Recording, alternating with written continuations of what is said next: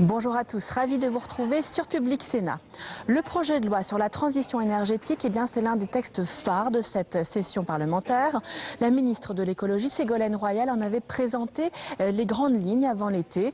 Depuis, il a été adopté en première lecture par l'Assemblée nationale mi-octobre. C'est un texte qui demande à ce qu'il y ait une moindre consommation d'énergie, plus de sobriété, en allant moins vers le nucléaire et plus vers les énergies renouvelables. Ce texte promeut également les initiatives dans les régions, mais surtout, il ne veut pas de l'écologie punitive, il ne veut pas notamment de la fiscalité écologique à l'image de la ministre et aux grandes dames des Verts. Le Sénat s'était penché sur cette question depuis plusieurs mois déjà, organisant des auditions déjà avant l'été. Dernièrement, dans le cadre de la préparation de ce projet de loi, il a continué ses auditions avec notamment celle de Ségolène Royal, la ministre de l'écologie, dernièrement.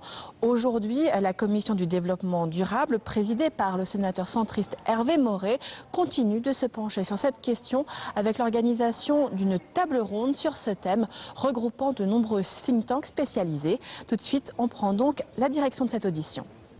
Donc merci à vous d'être là ce matin. Merci à nos invités d'avoir répondu à notre sollicitation. Nous avons voulu, la Commission du développement durable, organiser ce matin cette table ronde avec un certain nombre de représentants des principaux think tank, pour éclairer un petit peu le débat sur la transition énergétique qui va s'ouvrir au Sénat dès la rentrée de janvier, avec l'examen en commission du projet de loi qui sera devant notre commission au mois de janvier et ensuite dans l'hémicycle au mois de février. Donc je le dis pour nos invités, au Sénat, nous avons opté pour une solution différente de celle de l'Assemblée nationale, où à l'Assemblée nationale a été créée une commission spéciale chargée d'examiner le texte. Au Sénat, la solution qui a été retenue, c'est que chacune des deux commissions concernées par le sujet examine une partie du texte. Donc la commission de l'économie, et puis notre commission du développement durable qui va examiner toute la partie transport et mobilité, économie circulaire, risque nucléaire, énergie renouvelable, et puis également tout ce qui concerne les déchets. Et c'est mon voisin de droite, Louis Nègre, qui est, comme vous le savez, le rapporteur de ce projet de loi et qui fait actuellement un très gros travail, puisqu'il en est à je ne sais plus combien de dizaines d'auditions, et lui non plus. Voilà. Mais justement, pour sortir un petit peu le nez du guidon, pour ne pas avoir uniquement une approche technique sur ces sujets, on a pensé que c'était bien de vous écouter. De les écouter et en les écoutant, d'élever le débat, de prendre un petit peu de hauteur et un petit peu de perspective par rapport à tous ces sujets. Donc ce matin sont là, j'arrive pas à lire les noms qui sont sur les chevalets, mais normalement devrait être là Monsieur Géraud Guibert, que j'ai vu, Monsieur Arnaud Gossement, que je vois, qui représente donc la Fabrique écologique, qui a beaucoup travaillé et qui travaille beaucoup sur le rôle des territoires dans la transition énergétique et sur l'articulation justement entre les priorités nationales et les stratégies territoriales. Et comme il ne vous aura pas échappé qu'on est au Sénat, et qu'au Sénat on est particulièrement attaché à tout ce qui concerne les territoires et les collectivités locales, eh bien on sera évidemment très heureux de vous écouter, notamment sur le modèle de décentralisation énergétique que vous appelez de vos vœux. Monsieur Denis Voisin, il est là, qui représente la Fondation Nicolas Hulot. Donc vous avez, je crois, construit une déclaration qui met en avant 5 principes essentiels: la réduction des gaz à effet de serre, la maîtrise de la demande énergétique, le développement des énergies décarbonées, la sortie de la précarité énergétique et l'encouragement à l'innovation. Et donc, on sera heureux de vous entendre pour savoir si, selon vous, le projet de loi permet d'avancer dans ce sens. Et puis, vous aurez certainement aussi des choses à nous dire sur les enjeux de la démocratie écologique dans un contexte où la question de l'acceptabilité des projets est essentielle et parfois même compliquée à obtenir. Monsieur Jancovici est là, et Monsieur Brice-Maillet également. Donc vous représentez The Shift Project, c'est cela, qui a l'originalité de croiser, je crois, l'expertise scientifique et puis les enjeux économiques. Et vous avez élaboré un certain nombre de scénarios de transition au niveau national et au niveau européen. Vous nous parlerez certainement du projet de cartographie de la transition carbone que vous avez initié dès 2012, du passeport efficacité énergétique, qui est l'outil que vous proposez sur le sujet de la rénovation énergétique, et puis de votre projet de société de financement de la transition énergétique que vous conduisez avec la Fondation Hulot. Enfin, Madame Jourdan et Monsieur Musso, qui sont là-bas, qui travaillent sur la question de la transition énergétique allemande avec la fondation Terra Nova. Et je crois que vous insistez beaucoup sur la dimension européenne de la transition énergétique et sur l'opportunité de relance par l'investissement qu'elle constitue. Voilà, je crois n'avoir oublié personne. Il manque une personne de Terra Nova. Terra Nova Aussi. Très bien. Donc on va peut-être vous donner la parole successivement. Ce qui serait bien, c'est que vous arriviez à maîtriser votre propos liminaire dans un maximum de 10 minutes pour qu'il puisse y avoir ensuite, bien sûr, un débat avec les sénateurs ici présents et que vous puissiez répondre à leurs questions. Alors, messieurs Guibert et Gaussement, donc, est-ce que, pour commencer, vous pouvez évoquer le rôle des territoires dans la transition énergétique, pour lancer le débat? Merci, Monsieur le Président, Mesdames et Messieurs les sénateurs. D'abord, c'est nous qui nous remercions de cette table ronde et dans cette configuration, et nous nous en réjouissons. Ça n'a pas été le cas à l'Assemblée nationale, ça n'a pas pu être fait, et nous en tout cas dans cette configuration, et évidemment nous en réjouissons très fortement, car nous pensons que ça peut être en effet tout à fait utile. Un mot simplement de présentation sur la loi de la fabrique écologique, puisque c'est une création assez récente qui date d'un peu plus d'un an, dont je vous rappelle les trois principales caractéristiques: pluraliste et transpartisane, et donc tant dans son conseil d'administration que dans son conseil d'orientation, elle a évidemment des représentants des entreprises, des ONG, des syndicats, mais aussi des représentants des différents partis politiques de l'arc républicain. Et donc c'est une création assez originale, puisque les responsables politiques de la majorité et de l'opposition sont dans ces différentes instances. La deuxième grande caractéristique de la fabrique écologique, c'est une exigence extrêmement forte de rigueur et d'objectivité dans les travaux.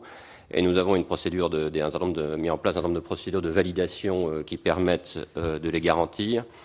Et enfin, troisième grande caractéristique, une volonté d'innovation très forte, y compris vis-à-vis de l'articulation entre le travail d'expertise et la concertation avec les populations, puisque nous avons une phase d'expertise et ensuite nous avons une phase sur les propositions que nous faisons de concertation avec la population pour discuter des propositions que nous faisons.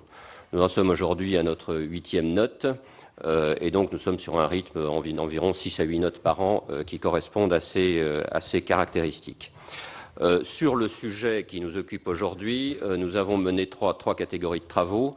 Un premier travail important, en effet, sur la décentralisation énergétique, avec un groupe de travail d'ailleurs très large et représentant l'ensemble des acteurs. Nous avons mené qui a fait l'objet d'une note, tout ça étant sur notre site tout à fait accessible très librement aux uns et aux autres. Nous avons fait un deuxième travail sur la rénovation thermique des logements, là aussi avec toute une série d'acteurs, une note qui a été publiée il y a quelques mois. Et enfin, avec Arnaud, nous avons coprésidé un groupe de travail pour examiner le projet de loi sur la transition énergétique. Et à l'occasion de ce groupe de travail, qui a beaucoup travaillé, nous avons proposé une douzaine d'amendements qui nous ont paru les plus significatifs sur le projet de loi tel qu'il avait été déposé à l'Assemblée nationale. On en dira un mot, parce qu'une partie de ces amendements ont été repris, une autre partie n'a pas été reprise, et donc évidemment on on fera un point très rapide peut-être devant vous sur les points qui nous paraissent encore importants à signaler sur ce sujet. Et donc on va se partager en effet la répartition du temps de parole entre Arnaud et moi-même sur la présentation des 3 ou 4 points qui nous paraissent les plus importants. Auparavant, je voudrais faire 2 remarques introductives qui me paraissent tout à fait importantes pour cette réunion. La première remarque, c'est qu'on est dans un contexte extrêmement mouvant, mais un contexte qui est quand même marqué depuis quelques semaines par une extrêmement forte baisse du prix du pétrole, qui est passé en quelques semaines de 110 $ à moins de 60 $. Et il est évident que toute la stratégie de transition énergétique est marquée et peut être marquée par cette évolution du prix du pétrole, qui a certes pour conséquence de rendre moins rentable, voire non rentable, un certain nombre de productions de gaz de schiste ou de schiste bitumineux au Canada ou ailleurs, mais qui a aussi pour conséquence, et qui peut avoir pour conséquence, d'entraîner un coup de frein important à la stratégie de transition énergétique par le biais évidemment de l'effet prix et de la diminution de l'incitation à entreprendre des travaux d'économie d'énergie. On a connu la même situation dans les années 80, et c'est vrai que c'est une situation où il y a vraiment nécessité de renforcer un certain nombre d'outils, et on y viendra dans la discussion si vous le souhaitez, parce que si on ne fait rien, c'est très clair, on prépare le choc pétrolier suivant, et évidemment, on a une stratégie, y compris climatique, qui est fortement handicapée par l'évolution du prix. Le deuxième aspect que je voudrais signaler, sur lequel toute une série d'entre nous, d'ailleurs pas simplement la Fabrique écologique, a travaillé, c'est le fait qu'il manque, à notre avis, très clairement, une réflexion sur le cadrage macroéconomique de la transition énergétique. La transition énergétique est une stratégie qui vise à remplacer des flux de matière, d'énergie, par du capital, et donc par des investissements supplémentaires. Et donc, inévitablement, se pose la question dans nos économies, comment faire en sorte pour arriver à un niveau d'investissement supplémentaire plus important. Alors, il y a des réflexions qui ont été menées, je suis sûr que nos collègues en parleront, mais je crois que c'est un sujet qui reste aujourd'hui totalement présent et qui doit faire l'objet de discussions, car c'est un sujet qui est aujourd'hui encore extrêmement mal réglé. Alors, je viens directement au sujet qui, évidemment, vous intéresse le plus, que nous avons, nous, mis sur le sujet, sur la gouvernance. Je dis simplement un mot sur un autre aspect auparavant, qui est l'aspect isolation thermique des logements, où une série d'amendements qu'on a proposés ont été retenus et sont actuellement dans le projet de loi, ce qui nous semble aujourd'hui encore insuffisant. Et je crois que vous êtes tous élus locaux, je le suis moi-même, et on le ressent très fortement dans nos territoires. C'est la stratégie de lutte contre les logements, je dirais, passoires énergétiques. Il faut, je crois, distinguer très clairement dans la précarité énergétique les quelques millions de personnes qui sont en situation difficile parce qu'elles ont une facture énergétique de plus en plus élevée, et les gens qui, en plus, sont dans des situations de passoires énergétiques, c'est-à-dire de logements pratiquement indignes ou non décents. Sur le plan et qui peuvent être chiffrés, on ne les a pas identifiés, et c'est ça un des sujets, enfin qui peuvent être plusieurs centaines de milliers de logements qui sont dans cette situation. Et de ce point de vue-là, le texte apporte un élément important puisqu'il classe, il introduit le critère énergétique dans la décence des logements, donc c'est un élément important, mais ça ne nous paraît pas suffisant. À notre avis, il est tout à fait nécessaire d'avoir un dispositif d'identification de ces logements, en particulier à partir le fait qu'un certain nombre de gens viennent demander des aides ou viennent solliciter des aides parce qu'ils n'arrivent pas à payer leur logement. Et il nous semble que dans le dispositif actuel, on ne regarde pas, de manière suffisante en tout cas, dans ces situations-là, qu'est-ce qui pourrait être fait, non seulement pour les aider bien entendu, mais aussi pour faire le minimum de travaux dans les logements qui permettent que cette aide ne se prolonge pas année après année, alors que sans doute un volume limité de travaux pourrait permettre en tout cas de soulager un peu ces situations. Voilà, donc ce problème reste entier. On avait fait, nous, une proposition d'amendement qui est à votre disposition et qui, avec par exemple l'intervention le premier stade étant une identification de ces situations de logement, elle est à votre disposition, mais ça nous paraît un sujet relativement important qui commence à être traité, mais qui, à notre avis, n'est pas suffisamment bien traité. Alors le deuxième sujet, c'est évidemment le sujet de la gouvernance. nous sommes dans une situation, et de ce point de vue-là, la réflexion que nous avons faite dans nos notes est très claire. Nous sommes dans une situation où, inévitablement, compte tenu de l'évolution technique, va se développer des énergies décentralisées. Inévitablement, compte tenu de toute une série d'évolutions techniques, je passe, on pourrait en parler longuement, c'est inévitable, à un rythme différent selon les catégories d'énergie renouvelables ou décentralisées, mais inévitablement, ça va se développer de manière décentralisée. Et donc, inévitablement, se pose le problème, et va se poser de plus en plus le problème dans l'avenir, de la cohérence du développement de ces énergies décentralisées, d'une part avec l'architecture du réseau électrique. Alors, il n'y a pas que des énergies qui débouchent sur l'électricité, il y a des énergies décentralisées qui débouchent sur de la chaleur, sur d'autres choses, mais en tout cas, certaines débouchent sur l'électricité, et d'autre part, la cohérence avec, je dirais, ce qui fait le modèle français énergétique français et qui nous paraît plutôt à sauvegarder parce que ce sont des atouts que sont la péréquation et la continuité du service public. Et donc ça a été la base de notre réflexion de savoir comment arriver à concilier cette nécessaire décentralisation énergétique avec les grandes caractéristiques du système français, sachant qu'aujourd'hui vous avez un système totalement déresponsabilisant.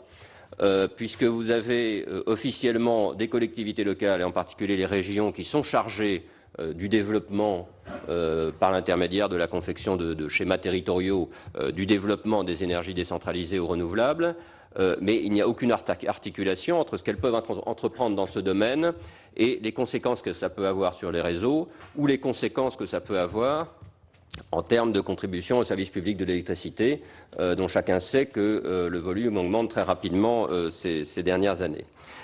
Et donc, notre proposition, notre réflexion a été comment arriver à rendre de la cohérence au système. Si d'ailleurs on n'arrive pas à avoir une évolution cohérente, on voit bien quelle pourrait être l'évolution incohérente et qui viendra un jour ou l'autre. L'évolution incohérente, à notre avis incohérente, étant que tout simplement quelques grandes métropoles prennent en main la distribution d'électricité et d'énergie, mais de manière incohérente, puisqu'on sait bien que pour avoir une démarche assez cohérente dans ce domaine, il faut une certaine solidarité entre l'urbain et le rural pour parvenir à un système relativement cohérent. Donc nous avons proposé la ligne directrice, qui est une ligne directrice de réflexion pour l'avenir, qui n'est pas forcément, nous on aurait préféré évidemment qu'elle puisse avancer plus rapidement, mais qui n'est pas forcément aujourd'hui à mettre en œuvre dans la loi, mais qui est une ligne de réflexion pour l'avenir. On a proposé une ligne directrice qui serait un système qui soit l'équivalent du système SNCF-TER. C'est-à-dire concrètement, les régions étant autorités organisatrices des énergies décentralisées, à la fois pour la production et pour l'ajustement du réseau de distribution à l'évolution de ces énergies décentralisées, ces régions passent en convention avec l'opérateur national ERDF pour mettre en œuvre ces orientations, mais les régions prenant en charge financièrement, grâce à une part du tarif de distribution du TURP, prenant en charge financièrement l'adaptation du réseau à la distribution. Alors, si on ne veut pas aller jusque-là, à ce stade qui mérite des réflexions, on a voulu mettre le pied dans la porte de la réflexion, mais qui mérite de la réflexion. En tout cas, le projet de loi nous paraît, de ce point de vue-là, très insuffisant, puisque la programmation pluriannuelle de l'énergie est qui est une des nouveautés de la gouvernance du projet de loi, est une stratégie totalement descendante, et c'est pour ça que nous avons proposé des amendements pour qu'elle intègre les schémas des régions, qu'il y a une espèce de dialogue entre les régions et l'État pour parvenir à une programmation pluriannuelle de l'énergie qui prenne en compte de manière très claire les stratégies régionales en matière de stratégie énergétique. Nous avons par ailleurs proposé des amendements, y compris pour que des régions, voire des autorités locales au-dessous des régions, puissent par exemple prendre en charge financièrement le raccordement au réseau, ce qui permettrait, je pense, d'aller vers plus de cohérence progressivement dans ce domaine des énergies décentralisées.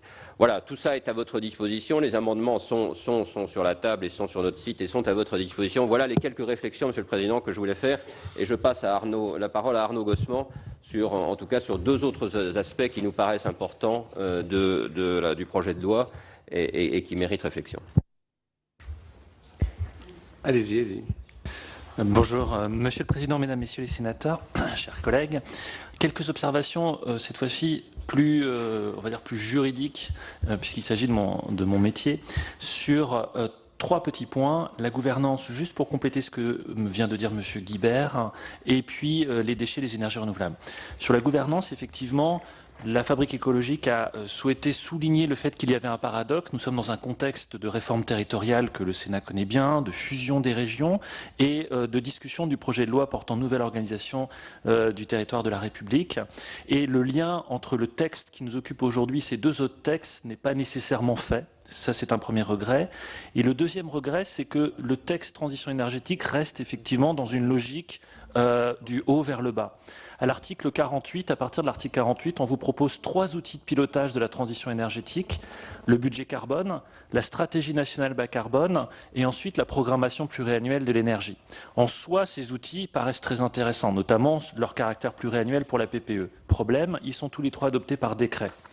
Donc c'est l'État, c'est l'administration qui va décider de ces 3 projets. Alors, j'entends à l'Assemblée nationale dire il faut être efficace et aller vite. Sauf que, lorsqu'on ne fait pas cette consultation des régions, nous risquons d'avoir des incohérences de planification du territoire qui engendrent des complexités, des incohérences, des contradictions. Donc le temps qu'on a peut-être gagné en amont, on va le perdre en aval. Or, les régions sont chefs de file en matière de climat et d'énergie depuis une loi du 24 janvier 2014.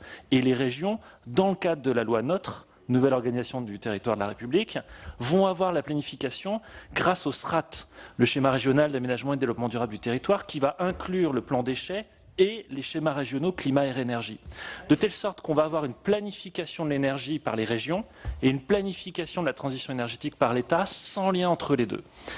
Et nous avons proposé des amendements pour, y compris dans un temps court, que les régions soient associées au projet au moins de PPE, de manière à ce qu'ils puissent donner leur avis, et aussi que les conseils régionaux puissent s'assurer de la cohérence entre leurs propres projets et les projets nationaux. On peut tout à fait imaginer un délai du type vous avez 6 mois, passez 6 mois, avis favorable, on connaît ça en droit, ça pose absolument aucun souci. Certes, on va perdre peut-être quelques mois au tout début, et encore c'est pas certain, mais ça va permettre d'avoir un porté à connaissance et une meilleure articulation entre les niveaux de planification. Deuxième point sur la gouvernance, le chef de l'État appelle un choc de simplification. Or là, qu'est-ce qu'on voit dans les différents projets de loi? C'est aussi des nouveaux schémas, des nouveaux plans. On pourrait aussi, grâce à cela, peut-être limiter la profusion des différents plans, schémas, mesures, limiter les contradictions de manière à simplifier un peu tout ça. Je pense que le Sénat peut être sensible à cet objectif de simplification. Et très sincèrement, mesdames, messieurs, je pense que l'avenir, c'est le schéma régional unique. On est en train d'aller vers l'autorisation unique. Il faut aller vers le schéma régional unique pour donner une vraie compétence aux régions avec des orientations qui s'imposent au niveau infra-régional, de manière à simplifier tout ça. La complexité, c'est d'abord la planification en droit. C'est pour ça que je me permets d'ailleurs de faire une incise. Le projet de loi Macron propose des mesures de simplification au stade projet, c'est beaucoup trop tard. C'est au niveau de la planification, à l'origine des choses, qu'il faudrait effectivement pouvoir faire de la participation du public et réduire le nombre des schémas. Toute petite insiste donc sur la gouvernance. Le deuxième point sur lequel nous avons réfléchi, toujours dans une optique de savoir où sont les territoires, ce sont les déchets. Le projet de loi, à partir de l'article 19, comporte un titre sur l'économie circulaire et les déchets, avec une définition que nous avons portée, qui a été enrichie par les députés, mais nous avions proposé une définition de l'économie circulaire qui intègre explicitement à l'article 19 l'échelle territoriale pertinente. Cette définition nous paraît, en l'état actuel des choses, bonne. J'attire juste votre attention sur le fait qu'il y a un autre article qui est quand même très intéressant, qui va permettre de faire en sorte que l'économie circulaire ne soit pas un slogan à la mode. C'est l'article 19 ter, puisque dans l'article 19 ter, vous avez la commande publique.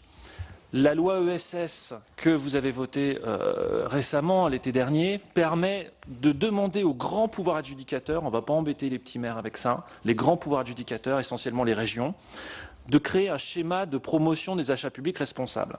Mais dans son état actuel, dans la loi ESS, il ne comporte qu'un volet de réflexion sur l'économie sociale et solidaire, ce qui est très bien. L'Assemblée nationale a accepté, et c'était l'une des propositions que nous avions portées à la Fabrique écologique, d'y inclure une réflexion sur l'économie circulaire. Il ne s'agit pas aujourd'hui d'imposer, il s'agit de proposer au pouvoir adjudicateur une réflexion qui va permettre derrière à terme, de définir des critères d'achat en matière de marché public. Les marchés publics, c'est quand même près de 80 milliards d'euros par an. C'est un levier considérable pour encourager des économies locales. Ce sont ces entreprises locales, ces circuits courts, ces entreprises de recyclage qui vont permettre, qui vont bénéficier de cette planification des achats publics.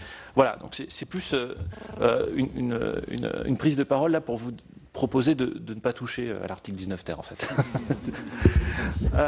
qui me paraît effectivement assez intéressant. Dernier point sur la partie déchets, moi personnellement je me félicite et la Fabrique écologique aussi qu'il y ait un titre sur les déchets. L'économie des déchets participe à la lutte contre le changement climatique, on l'oublie trop souvent. Le problème de ce titre sur les déchets, c'est que on voit bien que le législateur aujourd'hui ne tranche pas sur la manière dont il souhaite les gérer.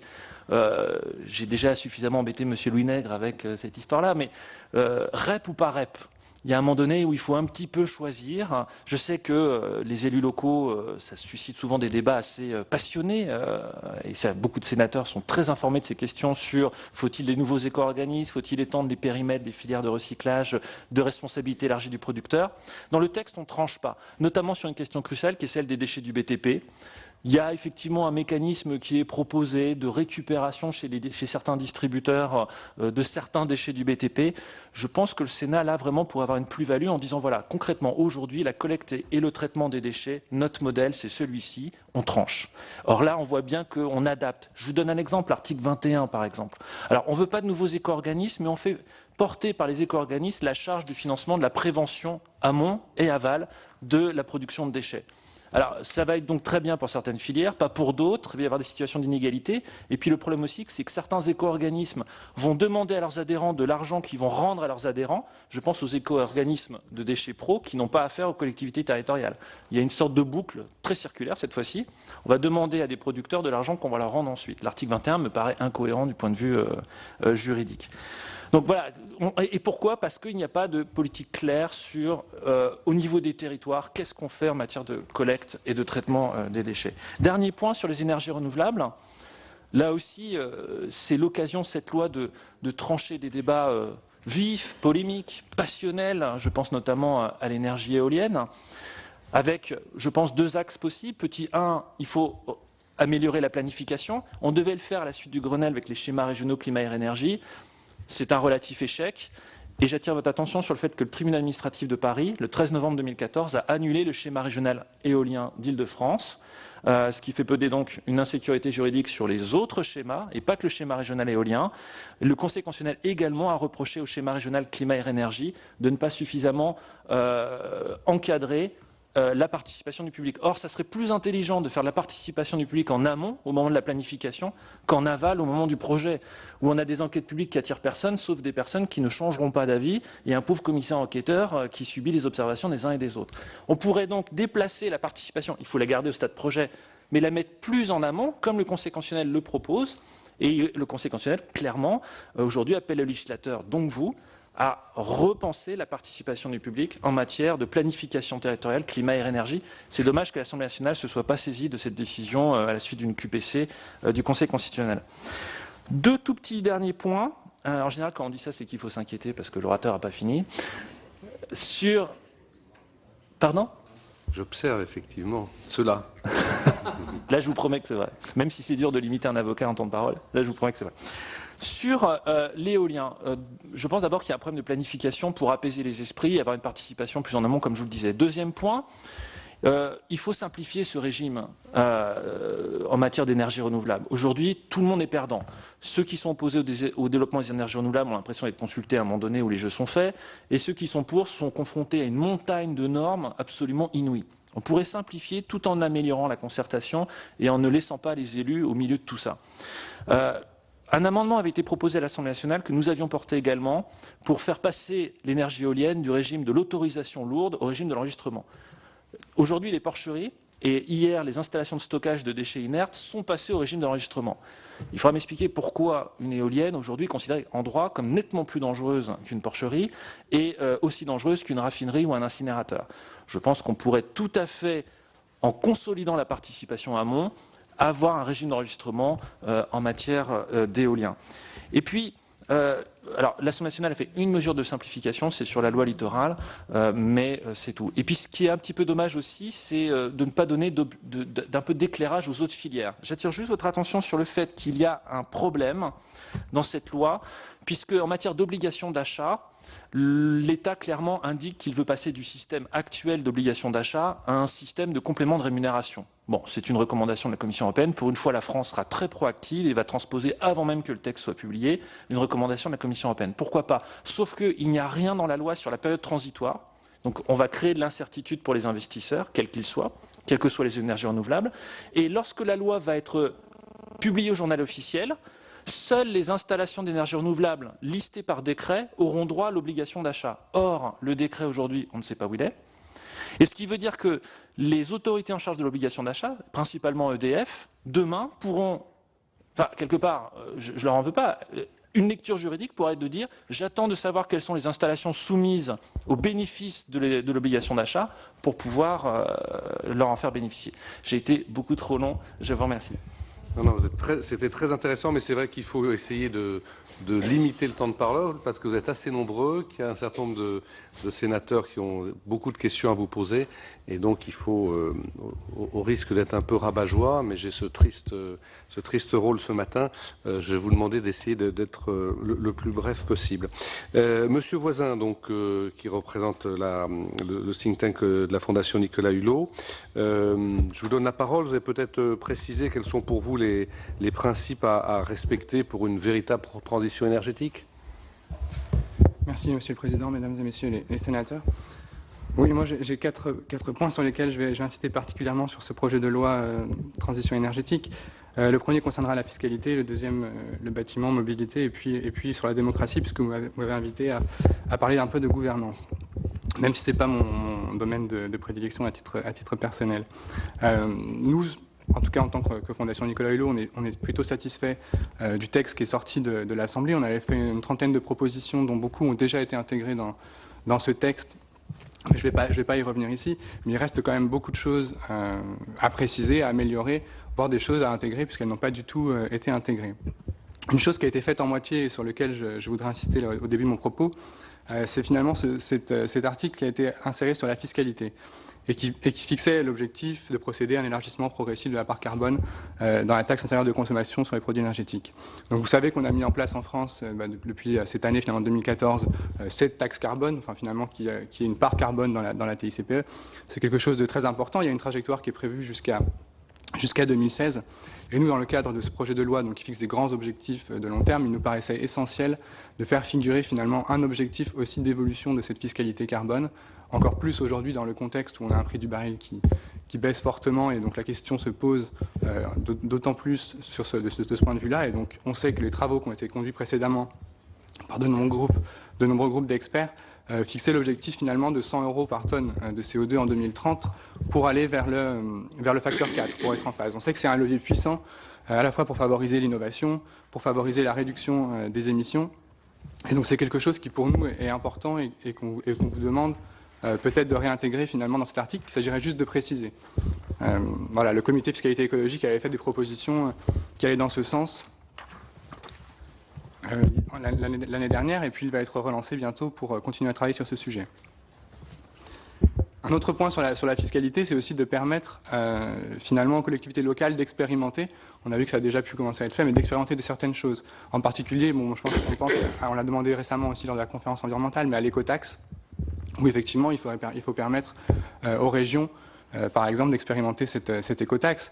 C'est aussi des mesures qui sont liées à la pollution de l'air et qui pourront être mises en place suite au développement d'un système d'identification des véhicules polluants. Donc ça, c'est le premier sujet. Sur le bâtiment, très rapidement, nous, on a deux priorités qui n'ont pas été traitées complètement. C'est l'idée d'avoir un grand plan de rénovation énergétique des bâtiments de l'État ou en tout cas du parc tertiaire public. Mais je laisserai du coup plus le Chiffre Project parler de l'idée qu'on pousse de SFTE. Mais ici, dans ce projet de loi, on pourrait pour le moins mentionner finalement l'obligation pour le gouvernement de présenter au moins un rapport qui détaille sa stratégie en matière de rénovation du parc de l'État à l'horizon 2050. L'autre point important, c'est la précarité énergétique dans le bâtiment. On sait qu'il y a des objectifs chiffrés qui sont affichés. Il faut aussi préciser les moyens d'y arriver, qui restent à préciser et qui ne sont pas très clairs. Nous, on a l'impression qu'aujourd'hui, la politique qui est en œuvre n'est pas suffisante pour atteindre ces objectifs, qui sont souvent répétés, mais on voit qu'on a du mal à progresser et que la précarité énergétique se développe aujourd'hui.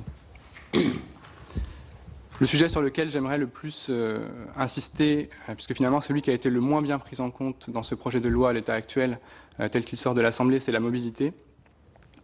Alors on sait qu'en plus vous avez la chance de bénéficier finalement des travaux qui ont pu être conduits dans le cadre de la conférence environnementale, où il y a une table ronde dédiée à la mobilité, donc Monsieur Brunel, je sais que vous y étiez, avec beaucoup de propositions intéressantes et qui vous donnent des pistes pour enrichir ce texte. Il y a des choses qui ont été faites sur les véhicules propres, des obligations qui ont été mises d'ailleurs pour certaines flottes privées, etc., qui sont intéressantes. Alors il y a un point qui nous paraissait finalement assez facile à faire, il y a une obligation d'équipement pour les collectivités en termes de véhicules propres. Elle a été renforcée. On sait qu'elle est non contraignante, parce qu'il y a une obligation qui existe depuis la loi LOR, finalement, qui n'a jamais été respectée, parce qu'il n'y a pas de contrainte, il n'y a pas de sanction. Donc nous, on proposait simplement d'introduire une sanction minime et financière et qui serait affectée justement à un fonds pour le développement des véhicules propres. Donc d'introduire ce genre de mesures, je vous donnerai les détails de nos propositions d'amendement par la suite. Un des gros points aussi qui est apparu finalement, surtout suite à la conférence environnementale, c'est le diesel. On sait qu'on a eu un discours très allant du Premier ministre sur ce sujet, et puis que des collectivités aussi prennent des initiatives dans ce sens. Et ici, il y a deux choses pour nous qui restent à préciser dans ce texte. On sait que ce texte introduit une prime à la conversion. En échange d'un vieux véhicule diesel, on pourrait avoir des aides pour acquérir des véhicules propres. Mais ici, on a un sujet qui nous préoccupe beaucoup, puisque les modalités de cette prime ne sont pas assez clairement définies dans ce texte. C'est aussi renvoyé à des décrets. Et le gros risque, c'est d'avoir finalement une politique. On a besoin, pour sortir du diesel, d'avoir une politique aussi sociale. On sait qu'il y a beaucoup de gens qui sont en situation de précarité énergétique dans leur mobilité, qui ont des véhicules diesel. Et donc cette aide, cette politique doit se cibler sur ces gens-là. On n'est pas là pour aider des gens finalement à quitter leur vieux véhicule diesel pour acheter un véhicule neuf et propre, c'est-à-dire électrique ou hybride. C'est des véhicules très coûteux. Et donc, a priori, pour nous, cette mesure, elle rate sa cible. On devrait avoir une mesure qui soit conditionnée, qui soit sous condition de ressources, qui soit plus importante, mais qui permette aussi d'acheter des véhicules d'occasion plus performants. C'est-à-dire qu'on devrait pouvoir quitter un véhicule diesel très polluant pour acheter un véhicule d'occasion plus performant, type Euro 4. Donc c'est des choses que le gouvernement s'est engagé à étudier, mais ça nous paraît important d'insister dans ce texte, puisqu'il ouvre cette prime à la conversion, de préciser cette démarche et de bien cadrer cette démarche, en disant que c'est aussi une mesure de lutte contre la précarité énergétique dans la mobilité. Un autre point dont je sais que vous avez pu discuter récemment, puisqu'il y avait une proposition de loi de la sénatrice Aline Archimbaud sur le diesel, qui proposait dans son article 2, il me semble, qui était finalement assez intéressant, qui soulignait un point qu'on a aujourd'hui, c'est le grand écart qu'il y a entre les émissions réelles des véhicules diesel. Là, je parle des véhicules neufs. On sait qu'ils qu'ils ont beaucoup amélioré leur performance, mais il reste un point sur lequel je voulais attirer votre attention, c'est le grand écart qu'il y a entre les émissions réelles qu'on peut mesurer sur la route quand ces véhicules roulent, et puis les émissions qui sont faites sur banc d'essai lors des tests d'homologation. Et là-dessus, on sait que ça a été prouvé par beaucoup d'études, c'est plus quelque chose qui est discuté finalement scientifiquement. Sur les NOx en particulier, il y a des vrais écarts qui sont très très conséquents et sur lesquels l'ADEME l'a dit aussi d'ailleurs, sur lequel il faudrait se baser aujourd'hui pour conduire les politiques publiques. C'est-à-dire que c'est aujourd'hui pour nous aberrant d'avoir des politiques, par exemple comme le bonus-malus, qui se basent sur des tests dont on sait que finalement ils ne correspondent pas à la réalité derrière. Donc ça c'est quelque chose sur lequel ce projet de loi aussi, auquel il pourrait remédier. Encore sur la mobilité, d'autres points plus rapides. Il y a quelque chose qui avait fait consensus dans le cadre du débat qui préparait finalement ce grand texte, le débat sur la transition énergétique. C'était l'idée d'une étude sur l'effet d'une baisse des vitesses de 10 km/h sur route. Et donc pour nous, ça me paraît important de réintroduire finalement, c'est une proposition qui est revenue lors de la conférence environnementale, mais donc de la réintroduire dans ce texte, simplement, on ne dit pas de mettre la baisse des vitesses, mais bien de mettre au moins la réalisation d'une étude qui fait le point sur les impacts environnementaux, enfin les bénéfices environnementaux et les impacts, s'il y en a, socio-économiques, d'une telle baisse des vitesses. Enfin,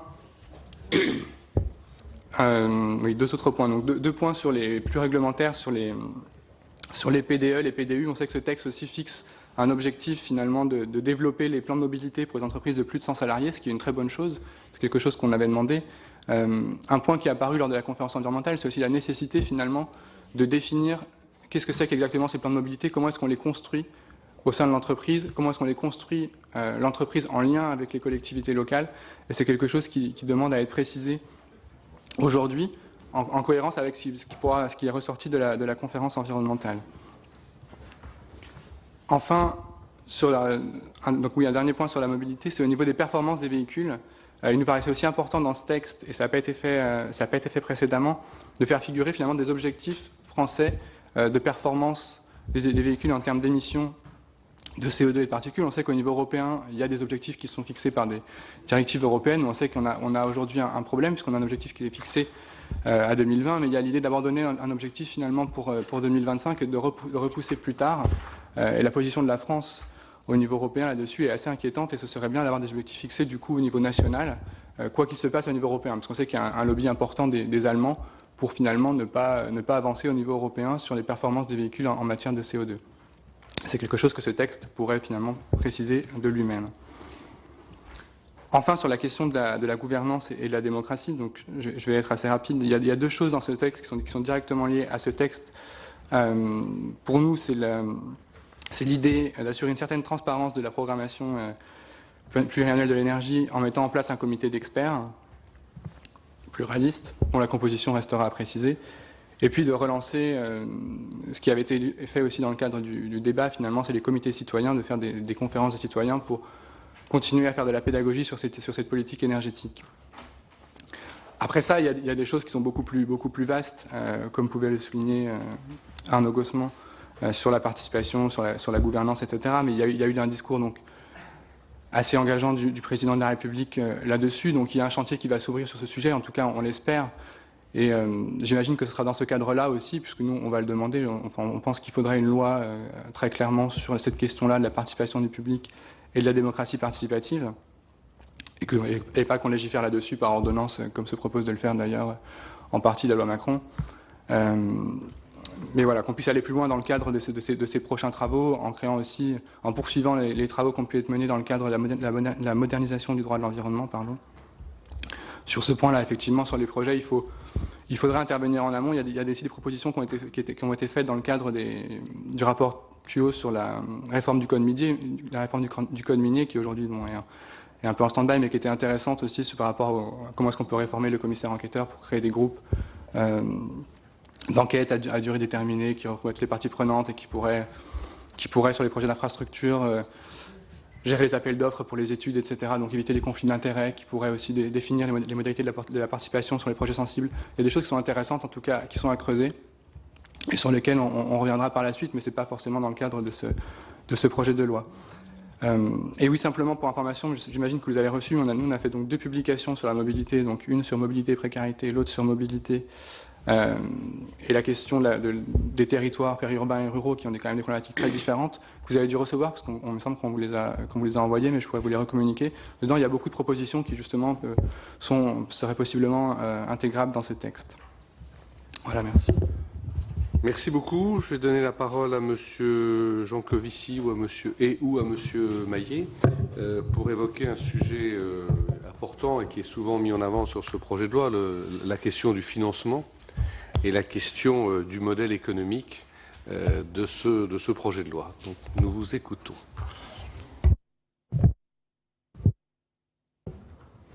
Tout arrive. Merci beaucoup. Alors, nous, on est ici presque par accident. On est très content d'être ici, mais on est ici presque par accident, parce que The Shift Project a vocation à s'adresser avant tout au monde économique.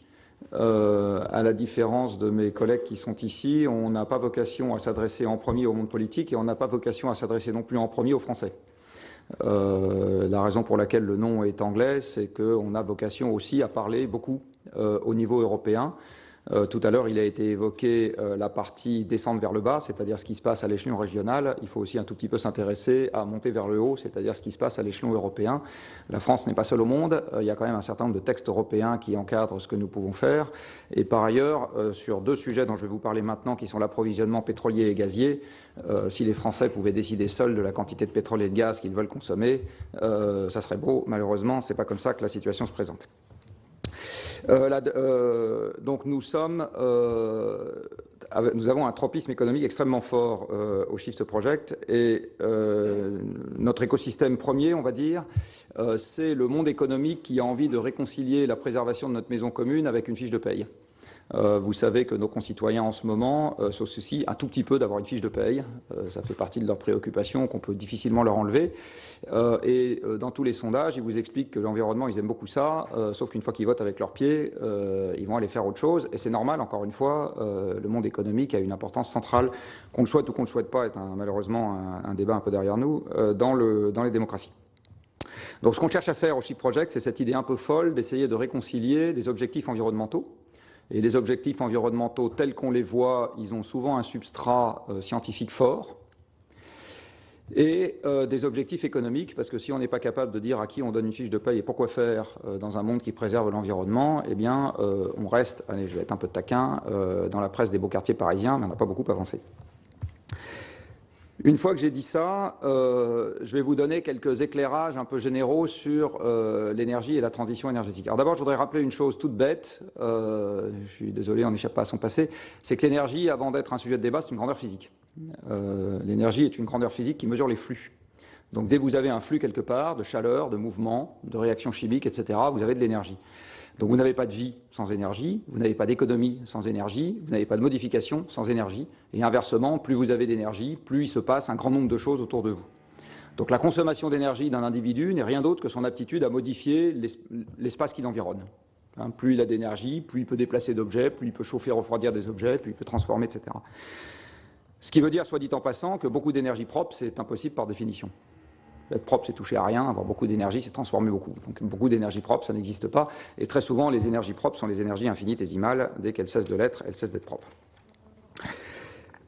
Une fois et dernier point, l'énergie, comme je le disais, c'est les flux. Et donc, c'est notamment ce qui permet aux machines de fonctionner. Donc, si vous avez une usine avec des machines et des ouvriers et pas d'énergie, vous n'avez pas de production. Si vous avez une voiture vendue avec un conducteur et pas de pétrole, vous n'avez pas de déplacement, etc., etc. Donc l'énergie est un des éléments absolument indispensables à ce que fonctionne le monde industriel dans lequel nous vivons. Et ce monde industriel dans lequel nous vivons, le parc de machines qui nous environne en France représente 500 fois la puissance musculaire de la population. 500 fois en ordre de grandeur. Si j'additionne la puissance en permanence à l'œuvre, des frigos, des pompes qui amènent l'eau ici, des voitures, de l'éclairage, des usines qui sont en train de faire vos vêtements et vos chaises, etc. Tout ça mis bout à bout, c'est à peu près 500 fois la puissance musculaire de la population. Ce qui veut dire que la production économique est en première approximation fonction du nombre de machines et de la quantité d'énergie qu'elles mangent, et pas du tout fonction de la taille de la population. C'est la raison pour laquelle la production économique de la France a pu, pendant un siècle, dépasser celle de la Chine, alors qu'on est beaucoup moins nombreux. Mais pendant un moment, on a eu beaucoup plus de machines qu'eux, beaucoup plus grosses, et donc ça faisait beaucoup plus de PIB. Le jour où le nombre de machines par personne en Chine devient le nombre de machines par personne en France, eh bien le PIB chinois sera 20 fois le PIB français, et je ne vois pas comment on pourra y échapper. Donc l'énergie, c'est ce qui permet à la civilisation industrielle de gérer ses flux, et donc de gérer derrière la contrepartie économique de ces flux. Donc une loi de transition sur l'énergie, c'est une loi de transition sur la société. Ce n'est pas juste un machin où il s'agit de donner 3 éoliennes à 3 élus qui en ont envie, ou 2 réacteurs de moins à 2 écolos qui en ont envie. Ce n'est pas ça le sujet. Le sujet, c'est que la loi de transition, c'est une loi sur l'organisation physique de la société. C'est une loi sur le pouvoir d'achat, c'est une loi sur la part des diverses activités économiques, c'est une loi sur la géopolitique, c'est une loi sur l'Europe, c'est une loi sur l'espérance de vie, c'est une loi sur l'éducation et la qualité des soins, enfin c'est une loi sur tout ça. D'accord ? Par construction, parce que l'énergie c'est la physique. Alors une fois que je vous ai dit ça, quelques propos un peu plus généraux sur l'approvisionnement français. On vous a distribué un petit document, j'espère que vous l'avez, dans lequel on vous a donné la répartition par secteur de consommation et par nature d'énergie primaire, donc c'est l'énergie qu'on prend dans l'environnement, l'énergie primaire, de ce qui se passe en France. Donc c'est découpé en résidentiel, les bâtiments dans lesquels vous habitez, tertiaire, les bâtiments dans lesquels vous travaillez, industrie, c'est les processus industriels, donc ce qui permet de faire de l'acier et de le transformer derrière, etc. Les machines qui sont dans les champs, ça c'est l'agriculture. Enfin, les machines qui servent à déplacer des marchandises ou à déplacer des gens. Et on a mis pour chacune de ces barres, qui est en milliards de kilowattheures, d'où venait l'énergie primaire qui permettait d'alimenter les machines en question. Et ce que vous constatez très facilement sur ce graphique, c'est que l'essentiel de l'énergie qui permet à la France de fonctionner comme elle fonctionne aujourd'hui vient des hydrocarbures, pétrole et gaz, de très loin devant l'électricité. De très loin devant l'électricité.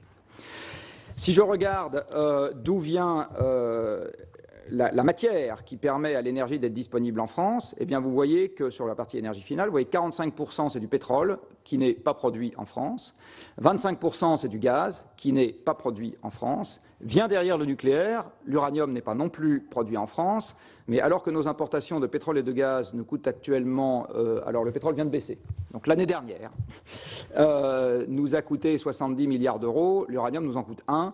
Donc certes, on l'importe, mais enfin, les ordres de grandeur ne sont pas exactement les mêmes. Même le charbon nous coûte plus cher que l'uranium.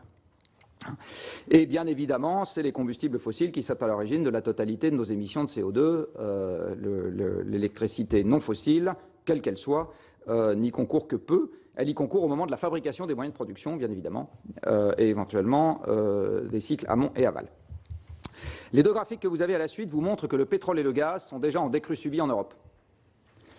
Donc aujourd'hui, l'Europe perd à peu près 2% de son pétrole par an parce que la mer du Nord est en déclin et parce que la production mondiale, nonobstant les gaz de schiste et les pétroles de schiste, est à peu près flat depuis 2005. Je dis bien à peu près flat depuis 2005.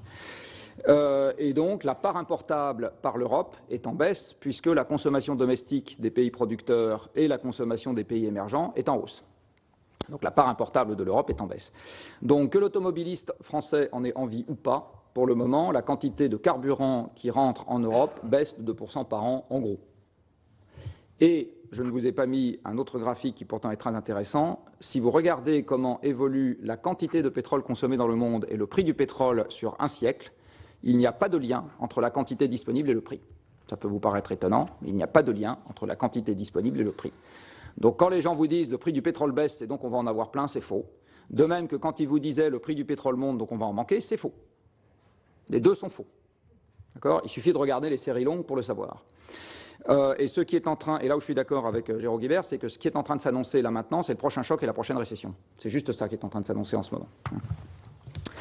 Vous avez également, je fais là juste une incidente, mais j'y reviendrai en conclusion, puisqu'on parlera de financement. La loi de transition, malheureusement, je pense, doit s'inscrire dans un paysage économique qui sera désormais sans croissance, voire en récession structurelle. Donc toutes les mesures dans la loi qui supposent qu'on va avoir plus d'argent public en gardant tous les usages publics qu'on a déjà par ailleurs, pour financer quelque chose en plus, sont des débats qui sont loin d'être évidents. Alors, ça peut éventuellement aller de pair avec un endettement croissant s'il est affecté à quelque chose qu'on estime absolument indispensable. Mais enfin, un jour ou l'autre, l'endettement croissant dans une économie sans croissance, ça se termine par de l'hyperinflation ou par du défaut. Et si ce n'est pas de l'hyperinflation, ça sera du défaut. Donc, en ce qui concerne le gaz est également en déclin en Europe depuis 2005. Et j'attire votre attention sur le fait que pour le gaz comme pour le pétrole, le déclin a démarré avant les Lehman Brothers. Donc l'idée qu'on consomme moins de pétrole parce que c'est la crise est une idée à laquelle je ne souscris pas. Je pense que d'abord nous avons eu moins de pétrole et qu'ensuite on a eu la crise. Et que c'est bien dans ce sens-là que les choses se sont écrites. Du reste, depuis que le pétrole s'est fortement ralenti en termes de production mondiale, c'est-à-dire les chocs pétroliers 74 et 79, vous le savez bien puisque vous allez examiner le budget tous les ans, c'est de cette époque-là que débute le problème de l'endettement de l'État et de l'augmentation difficile à endiguer du chômage dans ce pays. Donc c'est pas d'abord j'ai une croissance venue de Mars et ensuite je consomme de l'énergie, c'est d'abord j'ai de l'énergie et ensuite j'ai de la croissance. Et si j'ai moins d'énergie, j'aurai une récession ou quelque chose qui y ressemble. Les flux industriels dans tous les pays de l'OCDE, sauf les États-Unis, sont à la baisse depuis 2007, c'est-à-dire depuis le moment où l'approvisionnement énergétique des pays de l'OCDE a tendance à baisser. Je vous ai également rappelé que si je regarde combien on a dépensé en France pour importer du pétrole et du gaz sur les 20 dernières années, on est à peu près dans les eaux de l'augmentation de la dette souveraine, donc de la dette de l'État français depuis cette époque-là. Donc on n'est pas en train de parler de petites sommes. Une fois que je vous ai dit tout ça, la conclusion majeure, évidemment, à laquelle je vous amène, c'est que la loi de transition doit avoir, ce qui n'est pas le cas aujourd'hui, pour objectif premier de débarrasser l'économie française du pétrole et du gaz. Or, pour le moment, c'est essentiellement une loi sur l'électricité, c'est-à-dire ce qui, de notre point de vue, ne pose pas de problème majeur pour le moment. Pourquoi est-ce qu'on en est arrivé là? Je ne vais pas vous apprendre votre métier. Vous savez très bien que les grands objectifs de campagne ne correspondent pas nécessairement à l'application de la règle de 3. Bon, voilà. Après, ça a suivi le fil de l'eau. Dans cette affaire, qu'est-ce qu'on propose? Donc on propose de décarboner l'économie. Alors décarboner l'économie va se faire pour une très large part par des économies, et pour une part non négligeable par du changement de mix. Mais nous, du Shift, on n'est pas du tout pour qu'on baisse le nucléaire. On pense que ce n'est pas la priorité, loin s'en faut, dans le contexte actuel. Je laisserai, après mon intervention, Brice revenir sur ce qu'on propose de plus précis sur la rénovation thermique du logement. Je vais vous donner la philosophie générale de ce qu'on propose. La première chose dans notre philosophie générale, c'est que nous sommes désormais dans une course contre la montre. C'est-à-dire qu'aujourd'hui, si on reste les bras croisés, on n'est pas dans un contexte dans lequel on préserve le pouvoir d'achat et le PIB français. On est dans un contexte dans lequel on assiste à sa lente érosion à cause de ce que j'ai dit sur la décrue du pétrole et du gaz. Donc en gros, le temps joue contre nous. Et par ailleurs, tout argent dépensé là où ça n'est pas utile, par effet d'éviction, supprime la possibilité de le dépenser là où il est utile. Dans un monde en croissance, on peut faire à la fois des trucs intelligents et des bêtises. Dans un monde sans croissance, plus on fait de bêtises et moins on fait de trucs intelligents. C'est malheureusement là encore de l'arithmétique bête et méchante. Donc ce qu'on propose sur le bâtiment, c'est d'obliger. On propose d'obliger les gens à rénover. Alors on le propose de la manière suivante, c'est dès que vous touchez à un bâtiment, vous êtes obligé d'embarquer la performance thermique dans ce que vous faites. Donc on ne va pas vous dire rénover le Sénat demain matin. Par contre, le jour où vous touchez au Sénat, vous êtes obligé d'embarquer la performance thermique dans ce que vous allez faire. C'est ça l'idée. Il y a une voiture balai, tout le monde devra y passer, il y a une voiture balai qui passe derrière, qui est qu'il y a un niveau minimum de performance à respecter pour les bâtiments au fur et à mesure que le temps passe. C'est-à-dire que, alors on n'aime pas tellement le DPE parce que l'énergie finale a plus de sens pour les particuliers, mais peu importe. Ça revient à dire qu'en 2022, il n'y a plus aucun bâtiment classe G qui circule, et puis en 2025, il n'y en a plus aucun classe F, et puis etc. C'est ça l'idée. Donc il y a une espèce de voiture balai. Et on propose de concentrer les aides uniquement sur ceux qui ne peuvent pas faire face économiquement à cette obligation. Donc le cadre supérieur, il n'a pas besoin de crédit d'impôt, il se passe très bien de crédit d'impôt, ça ne sert strictement à rien, ça n'engendre que de l'effet d'aubaine. Donc il faut obliger tout le monde et concentrer les aides sur ceux qui ne peuvent pas. Soit dit en passant, dès qu'on mélange plusieurs objectifs dans une même politique, en général, on a de bonnes chances de n'en atteindre aucun.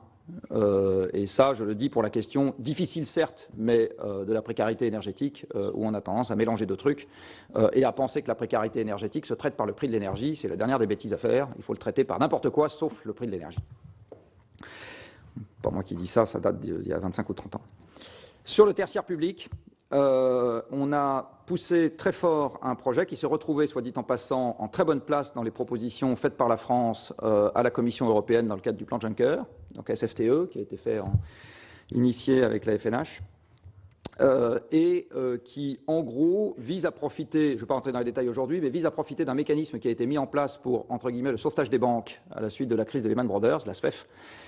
Ça vise à reproduire le même genre de mécanisme pour faire intervenir de la garantie publique non consolidée dans Maastricht pour avoir la possibilité d'avoir des financements à des taux très très bas pour la rénovation du tertiaire public, qui a l'énorme avantage d'offrir de très grosses surfaces d'un seul tenant et donc de permettre de mettre en branle les gros acteurs du bâtiment qui sont par construction ceux qui peuvent se lancer en premier sur un marché un peu neuf. Donc l'idée, c'est qu'il n'y a que dans le tertiaire public que vous avez la PHP offre des dizaines de milliers de mètres carrés d'un seul tenant.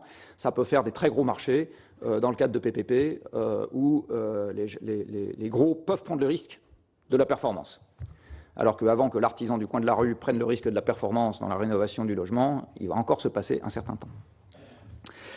La deuxième chose qu'on pousse, donc je laisserai Brice revenir sur la partie logement, c'est de décarboner les transports. Décarboner les transports se fait de deux manières, enfin de trois manières. Alors je vais faire beaucoup de peine à Louis Nègre. Je pense que l'électricité, c'est la troisième et la dernière, voire la quatrième et la dernière. Les trois choses qu'il faut faire avant, c'est, juste pour vous donner une idée, les déplacements en voiture, c'est un tiers domicile-travail, un tiers mobilité du quotidien hors domicile-travail, un tiers longue distance, en gros. Là-dedans, le plus essentiel à la stabilité sociale du pays, c'est le déplacement domicile-travail. Si les gens ne peuvent pas aller au travail, on a quand même un petit souci. Pour ça, il faut massifier en faisant des réseaux de bus express autour des grandes villes. C'est ce qui, en termes de capital investi, est le plus efficace et de très loin. Et c'est ce qui permet d'utiliser la route, qui est une infrastructure déjà là. Si vous regardez la consommation en capital qui est nécessaire pour passer la voiture sur le RER, nous serons tous morts dans cette salle quand on n'y sera pas encore. Donc il faut passer sur le bus. Il faut descendre très très vite la consommation des voitures en circulation. Et ça veut dire qu'il faut forcer par la réglementation un maximum de consommation des véhicules neufs vendus et simultanément remettre en place la vignette. Donc en gros, si les gens qui ont de l'argent ont toujours envie de rouler dans une voiture qui consomme beaucoup, grand bien à leur face, mais il faut qu'il y ait une taxe annuelle à la détention qui monte très vite. Et simultanément, il faut offrir aux gens qui n'ont pas beaucoup d'argent des voitures à 2 litres au 100, et ça n'arrivera pas tout seul par les mécanismes du marché. Donc là, on va aussi avoir un tout petit sujet qui est la remontée vers le haut à Bruxelles, qui est que la concurrence libre et non faussée pour gérer des problèmes à 50 ans, ça ne marche pas. Ça ne marche pas. Et enfin, sur la partie... et il faut également préserver le transport interurbain qui va souffrir, puisqu'il est aujourd'hui fait essentiellement de voitures et d'avions aujourd'hui.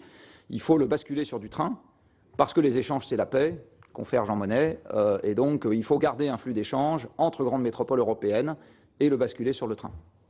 L'externalité paix, soit dit en passant, paix, pas la guerre, hein, n'est jamais prise en compte dans les bilans socio-économiques des transports. Jamais. C'est très amusant, jamais. Enfin, il faut décarboner l'industrie. Alors décarboner l'industrie, ça veut dire que de toute façon les flux de production vont baisser, parce que je disais tout à l'heure, l'énergie va diminuer. Donc il faut faire plus de recyclables, plus de maintenance. Donc une partie de l'industrie va basculer sur les services. C'est normal. C'est je maintiens en vie des objets plus longtemps, du coup je les fabrique moins. Et enfin, un concept qu'on commence à pousser au shift, c'est celui très étonnant pour une bande d'ingénieurs, de low-tech, c'est-à-dire que si on veut pouvoir modulariser et recycler, plus vous êtes high-tech, c'est-à-dire plus vous faites des trucs sophistiqués et intégrés, et plus vous avez de mal à retrouver dans l'objet les éléments élémentaires qui peuvent être réutilisés pour faire autre chose. Donc le grand paradoxe de cette affaire, c'est qu'une partie de la solution peut être high-tech, mais une partie aussi est justement low-tech. Voilà, donc je vous ai donné encore une fois, moi je n'ai pas discuté les articles pris un par un, par contre je vous donne un paysage un peu large, qui est celui de l'esprit général de la loi, et malheureusement, aujourd'hui, je considère que l'esprit général de la loi ne répond absolument pas aux urgences du pays. On est en train de s'offrir un débat qui est un luxe dont nous n'avons pas les moyens. Je laisse... Alors, Monsieur Maillet, vraiment rapidement, parce que le temps passe, il reste encore à écouter Terra Nova, et qu'après, on a beaucoup de questions déjà qui se sont manifestées. Donc vraiment, très très rapidement, Monsieur Maillet, s'il vous plaît. Merci, Monsieur le Président. Je vous propose de donner quelques remarques pour limiter mon temps de parole. On a évoqué plusieurs fois le terme de précarité énergétique. Je veux juste rappeler que la lutte contre la précarité énergétique est une politique sociale qui mérite toute l'attention de la puissance publique, mais qui n'apporte pas grand-chose sur le débat énergétique en tant que tel, ou en tous les cas ne répond pas exactement à nos enjeux de consommation, de lutte contre le CO2. Pourquoi? Parce que les ménages qui sont en précarité énergétique sont en très forte restriction, et donc les gains qui sont opérés sont des gains de confort. Je pense que beaucoup d'entre vous autour de la table le savent, mais je veux juste rappeler encore une fois qu'il y a souvent confusion entre lutte contre la précarité énergétique, c'est une politique sociale, encore une fois qui mérite toute l'attention, mais ça n'est pas une politique énergétique en tant que telle pour les besoins de CO2. Le deuxième point, c'est sur le carnet numérique. On avait fait, nous, une proposition il y a plus d'un an maintenant, qui avait été reprise. Nous n'étions pas exactement les seuls, mais cette proposition de passeport efficacité énergétique ou rénovation thermique pour accompagner sur la durée les logements avait été reprise par le Premier ministre de l'époque, Jean-Marc Ayrault, et ensuite évoquée dans différentes instances.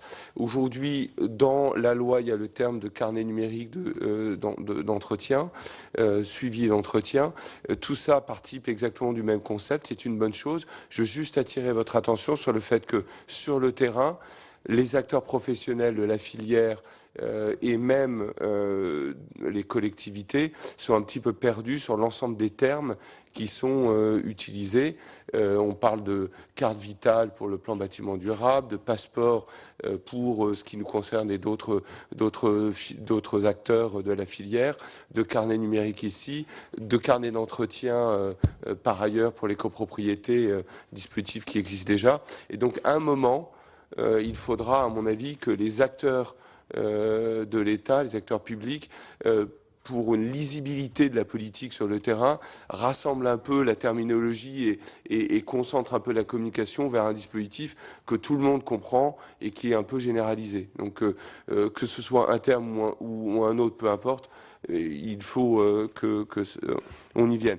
Deuxième point, et peut-être je terminerai sur cet aspect-là, au niveau, il y a des objectifs qui sont fixés dans la loi, certains ambitieux, le cadre général est défini, il n'en reste pas moins vrai qu'une bonne partie du succès de cette loi, en fait, n'est pas dans la loi en tant que telle aujourd'hui, mais dans les décrets d'application et l'ensemble des dispositions qui vont sortir après.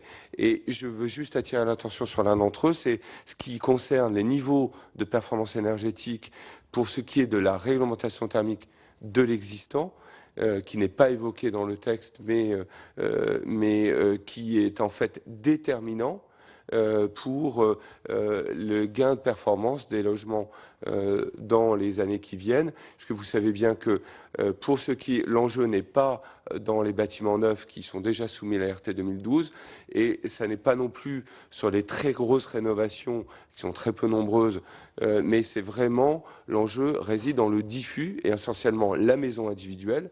Pour ce qui est du résidentiel, c'est là que ça se joue. Et encore une fois, ce sont les critères de performance qui seront dans cette RTX. Pardonnez-moi, c'est un peu technique, mais c'est ça qui va déterminer en grande partie la trajectoire pour le résidentiel privé. Merci. Merci beaucoup. Donc je donne la parole aux représentants de Terra Nova qui vont peut-être maintenant aborder la question de la dimension européenne de la transition énergétique.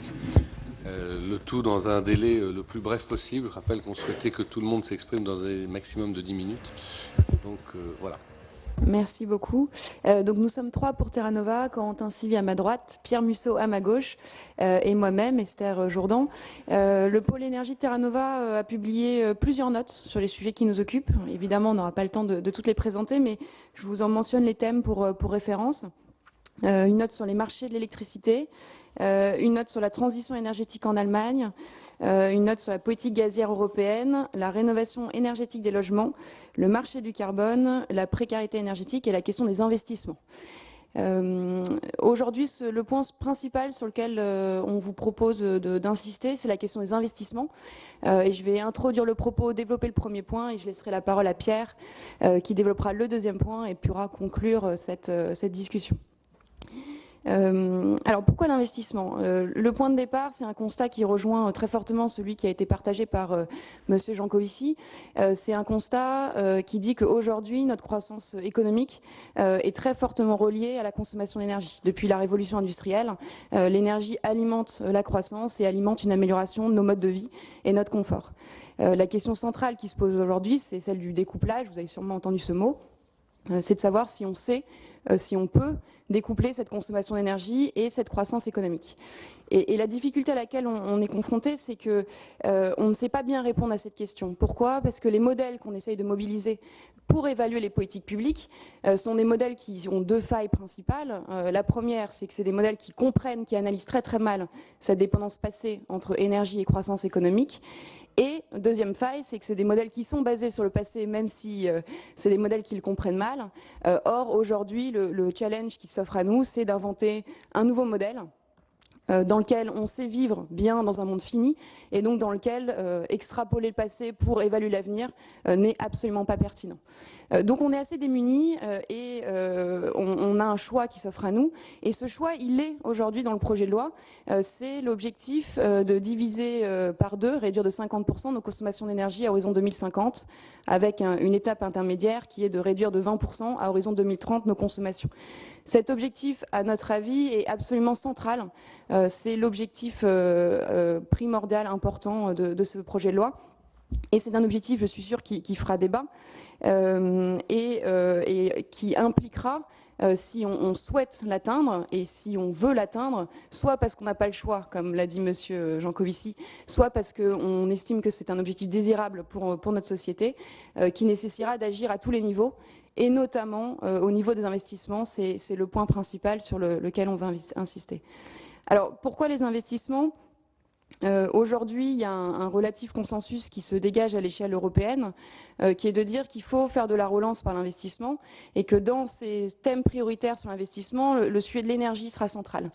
Il appartient maintenant à la France, suite aux annonces de plans qui ont été faites par la Commission européenne fin novembre, de mettre vraiment la transition énergétique au centre de ces projets d'investissement et de s'en emparer de manière efficiente, c'est-à-dire de rechercher une maximisation de l'impact en termes de création d'emplois et de valeur dans le pays, en termes de réduction des imports d'énergie fossile qui pèsent très fortement notre balance commerciale, et en termes d'efficience de l'euro public investi, avec une notion d'efficacité et une notion, si possible, d'impact positif sur les comptes publics. Cet investissement, il doit passer par 2 grands sujets, des investissements dans la production d'énergie, c'est l'offre, et des investissements dans la demande énergétique, c'est l'efficacité énergétique. Et c'est les 2 thèmes principaux que nous allons développer. Donc sur le premier, la production d'énergie, bon, il y a des choses dans le projet de loi. Il ne faut pas oublier que énergie, c'est électricité, mais c'est aussi, ça a été dit, de la chaleur. Il n'y a pas que de l'électricité dans le mix énergétique français. Et les investissements dans le secteur de l'énergie sont importants. Vous avez sûrement vu passer un récent rapport de l'AIE qui estime de l'ordre de 2000 milliards d'euros les investissements nécessaires en Europe entre 2014 et 2035 dans le secteur de l'énergie. Donc c'est significatif. C'est à peu près, pour donner un ordre de grandeur, 20% de plus que ce qui s'est fait sur la dernière décennie. Et ces investissements sont importants et sont à piloter par le pouvoir public, la décision collective, et ce ne sont pas des investissements qui seront faits par les marchés. Aujourd'hui, les marchés de l'électricité en particulier ne permettent pas du tout de donner les signaux économiques qui pourraient générer ces investissements. C'est logique, ces marchés, ils ont été construits dans une logique d'optimisation, mise en concurrence de court terme, de moyens de production déjà amortis. Ils n'ont pas du tout été conçus pour permettre ces investissements dans le secteur de l'énergie. Donc, il est nécessaire pour le pouvoir public de définir les investissements qui sont souhaitables et ensuite de mettre en place les dispositifs nécessaires pour que ces investissements se réalisent et donc d'adapter les marchés pour qu'ils puissent servir les décisions collectives. Ces décisions d'investissement dans le secteur de l'énergie, ils doivent être faits en prenant en compte que les objectifs de la transition énergétique sont multiples et parfois un peu antagonistes. Il faut assurer l'indépendance énergétique et la sécurité énergétique du pays. Il faut assurer aussi une certaine efficience économique de la production d'énergie. Il faut préserver l'environnement. Et donc tous ces objectifs doivent être pris en compte. Il faut que des objectifs soient fixés pour chacun de ces objectifs et qu'on soit en mesure de décliner notre mix énergétique souhaitable à partir de ces objectifs en quantifiant, c'est ce qui est proposé par la PPE, des objectifs de développement de capacité de production, filière par filière, et en révisant ces objectifs de manière régulière. Donc sur le secteur de l'énergie, électricité plus chaleur, ne pas oublier la chaleur, des investissements importants seront nécessaires et il ne faut absolument pas se laisser occuper par des signaux de court terme qui sont des signaux de marché. Les marchés sont un moyen, ce n'est pas un objectif. Et il faut au contraire se fixer des objectifs de manière raisonnée et quantifiée et ensuite mettre en place les structures nécessaires pour que ces objectifs se réalisent. Je laisse la parole à Pierre pour la deuxième partie sur les investissements dans l'efficacité énergétique. Merci, je vais essayer d'être rapide pour finir nos présentations. Je vais continuer sur les investissements et notamment sur le sujet de l'efficacité énergétique qui est sans doute le secteur où les montants en investissement possibles sont les plus importants en fonction des objectifs que nous nous fixerons sur l'efficacité énergétique. Aujourd'hui, la Commission européenne s'est fixé un objectif de 27% d'efficacité énergétique d'ici 2030, peut-être 30% si elle est révisée, sans doute suite à la COP 21, qui pourra permettre de revoir nos objectifs, notamment en termes climatiques, et derrière nos objectifs énergétiques. Les outils qui sont dans le projet de loi sur la transition énergétique sont intéressants, très intéressants même, avec des outils nouveaux comme les budgets carbone qui vont permettre de décliner des objectifs climatiques par secteur, ce qui n'était pas encore fait de manière suffisamment précise, et qui devra aussi indiquer les moyens à mettre en place. Et dans les moyens, il y a les investissements. Les économies d'énergie sont sans doute un secteur où les investissements aujourd'hui peuvent être lancés massivement avec des retombées économiques significatives et aussi d'autres co-bénéfices, des bénéfices en termes d'emploi, des bénéfices de réduction des dépenses publiques, aussi des gains sanitaires pour un certain nombre d'investissements, gains sanitaires et sociaux lorsqu'on investit dans la précarité énergétique, et aussi des bénéfices en termes de compétitivité de notre secteur industriel. Si on décline par secteur, le projet de loi donne un certain nombre de leviers pour soutenir l'investissement dans les transports, dans le bâtiment, dans l'industrie. Donc par secteur, dans les transports, en fait, il faut bien voir que les besoins d'investissement aujourd'hui sont à la fois des investissements dans les infrastructures de transport en commun sont sans doute une priorité. Il faut bien regarder les bénéfices socio-économiques attendus de ces investissements et aussi ne pas oublier, comme M. Jancovici l'a cité, des investissements qui peuvent être relativement moins lourds, mais avec des retombées importantes, comme par exemple des voies réservées pour les bus en entrée de ville. C'est aussi des investissements dans le renouvellement des matériels. Le projet de loi donne un certain nombre de mesures qui vont d'obligations pour le renouvellement vers des véhicules propres. Il prévoit aussi de favoriser des mesures de réglementation des villes pour favoriser progressivement, inciter progressivement à avoir à l'achat de véhicules moins polluants. Il ne faudra pas oublier la nécessité de soutenir aussi les investissements dans la recherche et développement, puisqu'il reste un certain nombre d'incertitudes et ça a été cité, sur les motorisations qui prendront la plus de part dans les transports demain.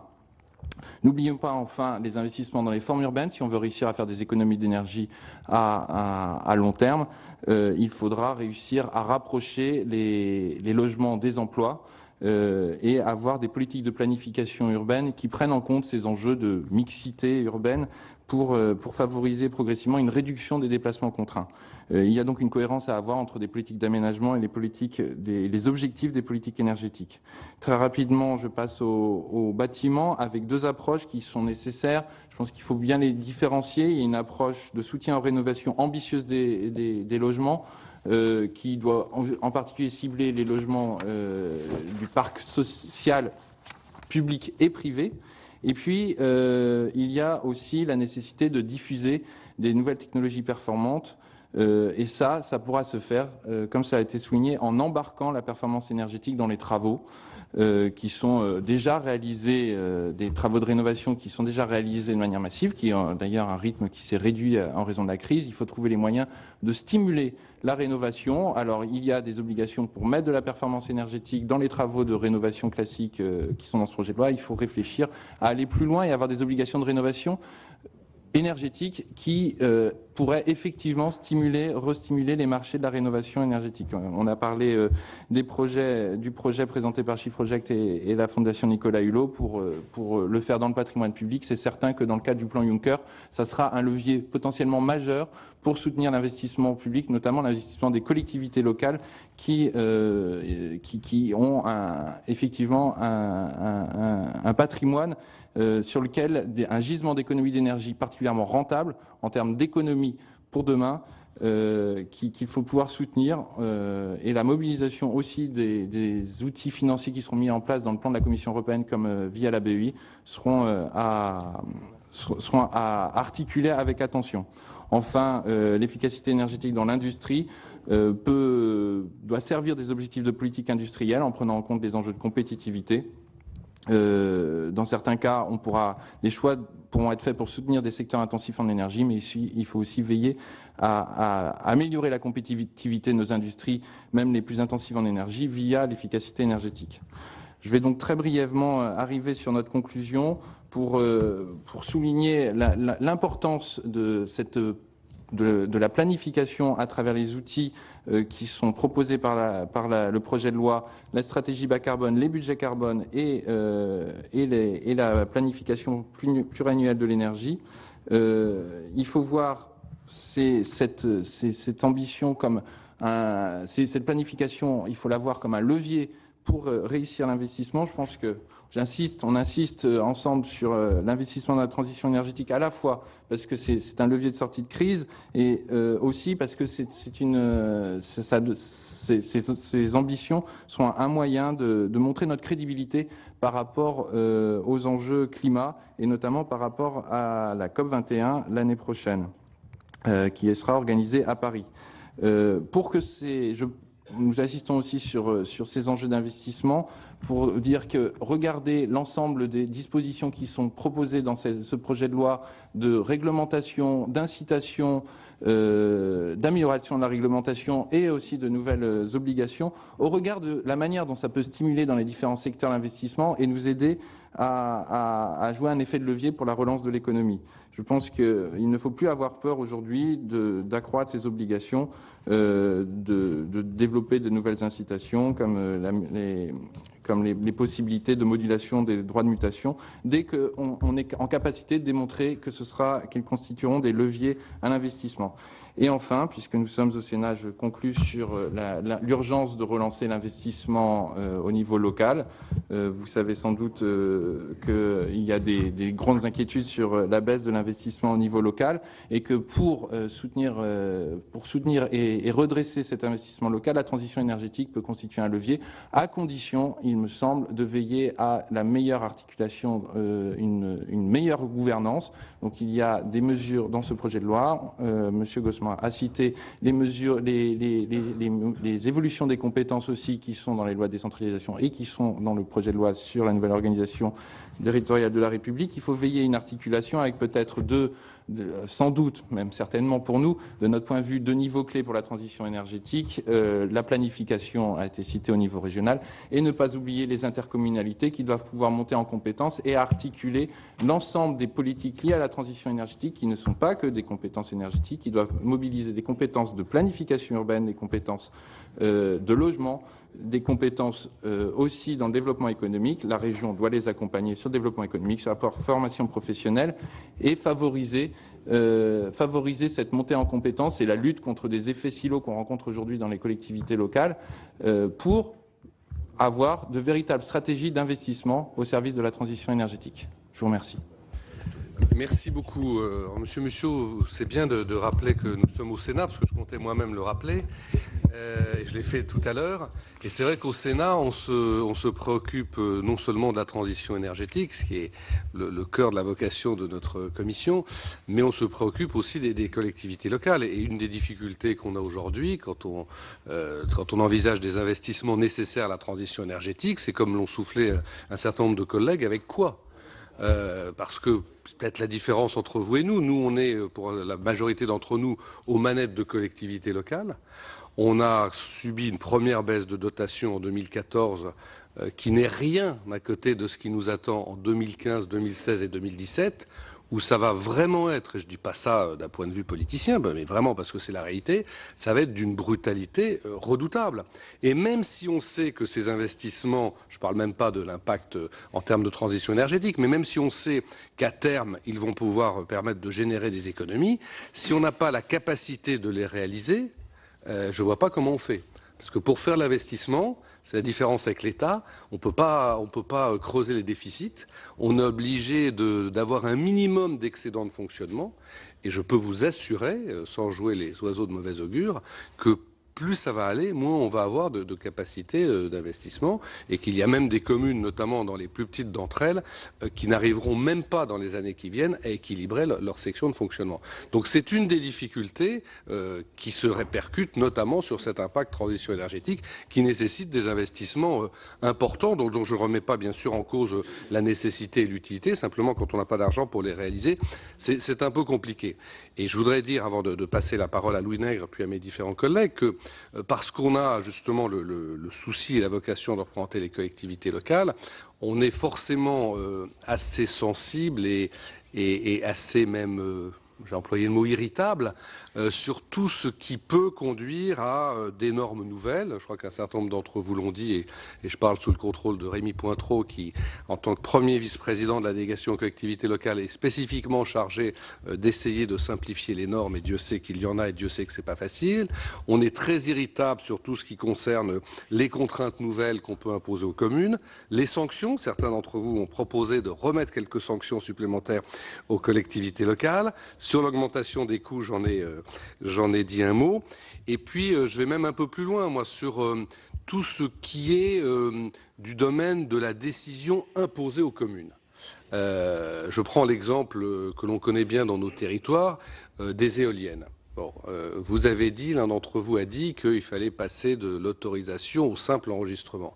Moi, personnellement, mais je dis bien personnellement, je trouve ça quand même très difficile, pour pas dire plus, que l'on mette en place des éoliennes quand les élus ne sont pas d'accord. Parce que à quoi ça sert d'être élu d'une commune si des décisions aussi importantes que cela sont faites contre votre volonté? Donc voilà, je crois qu'il faut, on est chacun dans notre rôle, mais il faut essayer de trouver des points d'équilibre. Parce que oui, il faut développer les énergies renouvelables, pour rester sur l'exemple des éoliennes, mais en même temps, c'est quand même les élus qui sont responsables du devenir de leur commune et qui ensuite en sont responsables devant les électeurs. Alors je sais que ce que je dis n'est pas forcément compatible avec ce que vous pensez, mais je voulais quand même le dire. Je donne la parole tout de suite à Louis Nègre et ensuite on donnera la parole à un certain nombre de mes collègues qui ont déjà demandé à s'exprimer. Merci Monsieur le Président. Vous voyez, Mesdames, Messieurs, que vous êtes au Sénat. Et vous êtes avec des collègues qui ont les pieds sur terre, qui tous les jours se coltinent à des difficultés. Pour autant, on a besoin de vous. On a besoin de vous. On ne les aurait pas invités. Voilà, on a besoin de vous parce que vous secouez le cocotier, vous pouvez vous permettre, vous êtes hors sol quelque part, et non, c'est un avantage. C'est un avantage de pouvoir justement avoir un dialogue avec des gens qui sont sur le terrain à longueur de temps, qui se heurtent à certaines difficultés, qui acceptent mal, et ils ont bien raison, que les collectivités et les élus ne soient pas reconnus comme tels. Bon. Et en même temps, des citoyens français qui réfléchissent, qui pensent et qui ont justement la possibilité de faire passer un certain nombre de messages. Alors, à mon niveau, à moi, j'ai retenu qu'il y avait un problème de cohérence, par exemple, entre les réseaux demain décentralisés et puis le niveau national, où on se heurte à deux philosophies. Incontestablement, la philosophie traditionnelle que je qualifierais de jacobine, c'est ancien. Et l'aspect girondin de l'économie décentralisée et de la production décentralisée, qui est une réponse effectivement au problème global aujourd'hui de la répartition de l'énergie. Donc je trouve que c'est une question pertinente. Et nous pouvons continuer avec la gouvernance. Qui gouverne, à quel niveau, et là encore, avec quel problème, je dirais, quel aspect de cohérence entre ce que nous pouvons avoir et ce top-down qui descend et qui va s'imposer. On voit les réactions du Sénat et donc des collectivités locales sur tous les schémas prescriptifs qui n'ont pas bénéficié, conformément à ce que vous avez dit les uns les autres. Nous vous rejoignons là-dessus sur la démocratie locale où on a besoin de concertation, notamment avec nos populations. Nous imposer quelque chose, c'est contraire à l'orientation que nous, élus locaux, souhaitons. Donc ce deuxième aspect-là est un aspect que je retiens, qui montrent qu'il y a un certain diagnostic qui est semblable. Ensuite, vous avez évoqué le problème de la simplification et c'est le choc de simplification. Et c'est vrai que Rémi, qui a ce travail de choc de simplification, c'est un travail de titan. Bon, nous nous heurtons à cette diversité, non seulement de plans, de termes qui font que plus personne s'y retrouve. Donc là encore, je considère que les remarques que vous avez faites sont des remarques pour moi de bon sens, tout simplement. Donc il y a dans ce domaine-là de quoi faire. Et sur la gouvernance, vous l'avez dit, et on essaiera d'améliorer un peu les choses en s'appuyant peut-être sur le Conseil constitutionnel, mais je crois qu'on est dans un domaine sur lequel, visiblement, y compris le débat public que nous avons reçu en audition, considère qu'il y a dans ce domaine-là vraisemblablement des modifications à apporter pour permettre à la fois deux objectifs principaux qui sont d'une part la concertation. Il faut que les gens, aujourd'hui on est au XXIe siècle, on a besoin de nos concitoyens, de leur avis, de leur observation, mais en même temps, il faut aller plus vite dans nos projets. Il faut effectivement des autorisations uniques et il ne faut pas gêner continuellement pendant 10 ans pour arriver à sortir un projet. Donc non seulement on a un problème de normes, mais en plus on a un problème de démocratie locale à la fois qu'il faut respecter et en même temps on a un souci de principe de réalité pour sortir ces investissements que vous avez à juste raison cités. Bon, nous en avons un urgent besoin et donc il faut trouver où on va mettre le curseur et vraisemblablement là, il va falloir faire preuve d'un peu d'imagination les uns les autres. Bien. Vous avez parlé de la fiscalité. Oh, quel beau sujet que voilà la fiscalité. Vous l'avez entendu, le président l'a dit, l'état d'esprit des collectivités locales, mais au-delà des Français, c'est un ras-le-bol général. Si nous n'y prenons pas garde, je l'ai dit hier au ministre de l'Intérieur, si nous n'y prenons pas garde, nous allons favoriser les extrêmes. Parce que les Français de base, ils en ont ras-le-bol. Bon. Alors, ce qu'il faut faire, c'est à périmètre constant, pas en rajouter, quoi. Bon. Mais à périmètre constant, faire évoluer la fiscalité, et vous l'avez suggéré, et vous l'avez dit également, faire évoluer progressivement la fiscalité vers une fiscalité carbone.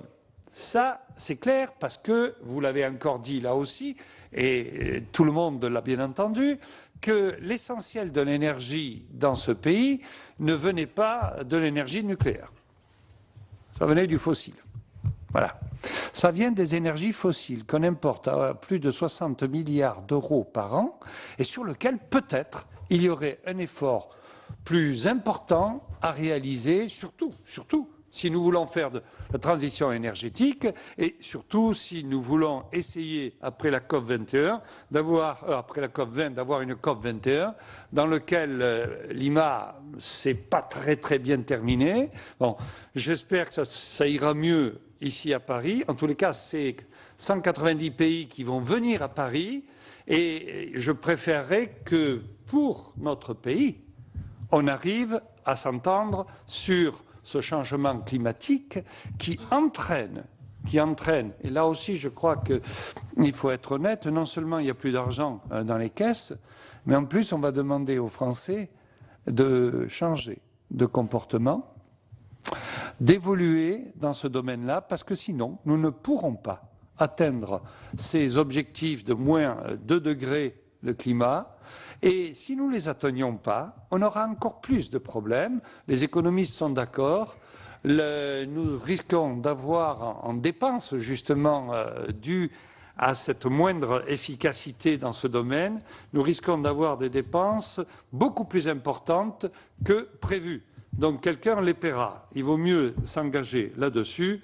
Et je terminerai en disant que vous avez une vision sur la planification pluriannuelle qui nous paraît aller dans le bon sens dans ce domaine-là. Alors, moi, j'avais peut-être aussi 2 ou 3 questions complémentaires à vous poser.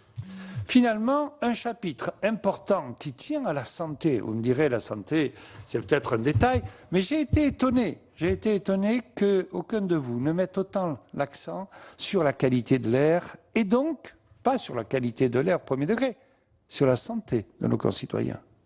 Si les Chinois, actuellement, sont en train de bouger, c'est parce que les grands responsables chinois s'aperçoivent que ce sont leurs propres poumons qui ont des problèmes, ceux de leurs épouses, ceux de leurs enfants. Donc nous avons dans notre pays toute une série de pics de pollution, au point que nous sommes aujourd'hui, j'allais dire, recherchés en procédure avec la Commission européenne. Est-ce que ça ne mériterait pas qu'on s'en occupe un tout petit peu? Sur l'obsolescence programmée, qui est un sujet sur lequel les gens reviennent souvent, je ne vous ai pas entendu non plus. Et alors, sur un détail, je vais terminer par un détail, vous allez voir, ce n'est jamais le 6e continent, mais ce fameux sac en plastique à usage unique, qui là aussi attire beaucoup l'attention des uns et des autres. Je n'ai rien entendu là-dessus. Voilà. Merci beaucoup. Je vais donner la parole à Mme Billon. Merci, Monsieur le Président. Donc, je vous remercie pour vos différentes interventions, évidemment. Ma question s'adresse plus à Monsieur Jancovici lorsqu'il disait être favorable à une obligation de rénovation, lorsqu'il y a de la rénovation intégrée obligatoirement, cette rénovation énergétique. Donc, n'avez-vous pas peur, en réalité, que cette obligation fasse que des travaux ne se feront pas, compte tenu du coût? Donc, je crois que les réponses, en général, ça intervient à la fin, je crois, Monsieur le Président. Toutes les réponses interviennent à la fin. Oui, voilà. Donc voilà, n'avez-vous pas peur que du coup ces travaux ne se fassent pas? Et que faire alors quand le prix du bâtiment sera moins élevé, sa valeur sera moins élevée que le prix des travaux? Quel intérêt pour le propriétaire de s'engager dans des travaux alors que son bâtiment est déjà n'a pas une grande valeur? Bon, après, l'évaluation du prix du bâtiment pourra varier entre l'avis des domaines, l'avis d'une agence immobilière. Donc, quel prix, à partir de quel prix ces travaux seront jugés faisables ou non faisables? Qu'en sera-t-il, puisqu'on le rend obligatoire, qu'en sera-t-il des obligations à la fois techniques et des contraintes techniques, des contraintes juridiques, puisqu'il y a certaines villes qui ont déjà des ZPPAUP, il y a les bâtiments qui sont protégés. Donc, à partir du moment, dès qu'ils toucheront au bâtiment, ils seront obligés de faire de la rénovation énergétique, mais peut-être que les textes, à la fois les PLU, les ZPPAUP et les bâtiments de France, les empêcheront d'aller vers ça. Et dernier point, question des compétences. Alors, on en revient un petit peu, on en parle systématiquement, mais plusieurs intervenants ont évoqué les objectifs et les compétences, région, État. Donc, je crois vraiment que les moyens qui vont être à mettre en œuvre seront différents selon qu'il s'agira soit de l'État, soit des régions. Donc, je partage complètement la remarque de M. Gossemet lorsqu'il disait que la loi NOTRe et la loi de transition énergétique devaient être reliées. Voilà. Merci. Monsieur Miquel. On va prendre que 3-4 questions et puis après on répondra à cette première vague de questions. Merci, Monsieur le Président. Quelques remarques et questions sur la politique des déchets. Je parle là en tant que président du Conseil national des déchets. Les REP sont un très bon système qui est aujourd'hui inégalé dans le monde. Nous devons le préserver. Et le préserver, parce que j'ai quelques inquiétudes sur le sujet, par l'arrivée d'opérateurs étrangers qui voudraient venir récupérer nos produits. Si on veut faire de l'économie circulaire, il faut commencer par trier nos déchets, totalement les valoriser dans notre territoire. Et là, nous avons deux catégories de REP, les REP financières et les REP opérationnelles. Les REP financières sont intéressantes parce que les collectivités ont une certaine prise sur ces opérations. Elles peuvent choisir, alors que les REP opérationnelles massifient beaucoup trop et laisse les collectivités pratiquement sans moyens pour assurer la collecte de ces produits. Il y a un sujet que je veux aborder sur l'énergie. Nous avons une ressource d'énergie considérable dans ce pays, c'est la biomasse, qui est sous-utilisée, que nous mobilisons mal, alors que nous en avons à profusion et que celle-là, elle est renouvelable.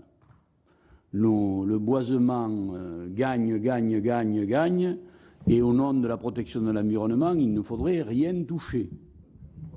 Alors, ouf. Non mais, oui, c'est pas, peut-être, enfin, tu viendras chez moi, il faut construire la filière économique, il faut la construire, nous y travaillons dans certains départements, parce que j'ai entendu aussi les remarques qui ont été faites sur la région, la grande région et la communauté de communes, mais il y a bien un niveau intermédiaire. Je suis ancien président du conseil général, alors j'ai quelques souvenirs du travail que j'ai fait en matière de rénovation de bâtiments, de mise à niveau de bâtiments et des économies qui ont été réalisées parce que nous menions des politiques de proximité qui étaient maîtrisées par les élus locaux et qui n'étaient pas dictées d'aussi loin. Alors les normes, bien sûr, il y a les normes, il y a leur interprétation qui est faite par les services de l'État. Nous avons des services qui ne sont plus des services facilitateurs parfois, mais nous avons des services qui sont là pour faire du pointillisme administratif et qui nous empêchent de réaliser dans des conditions normales. Le diesel.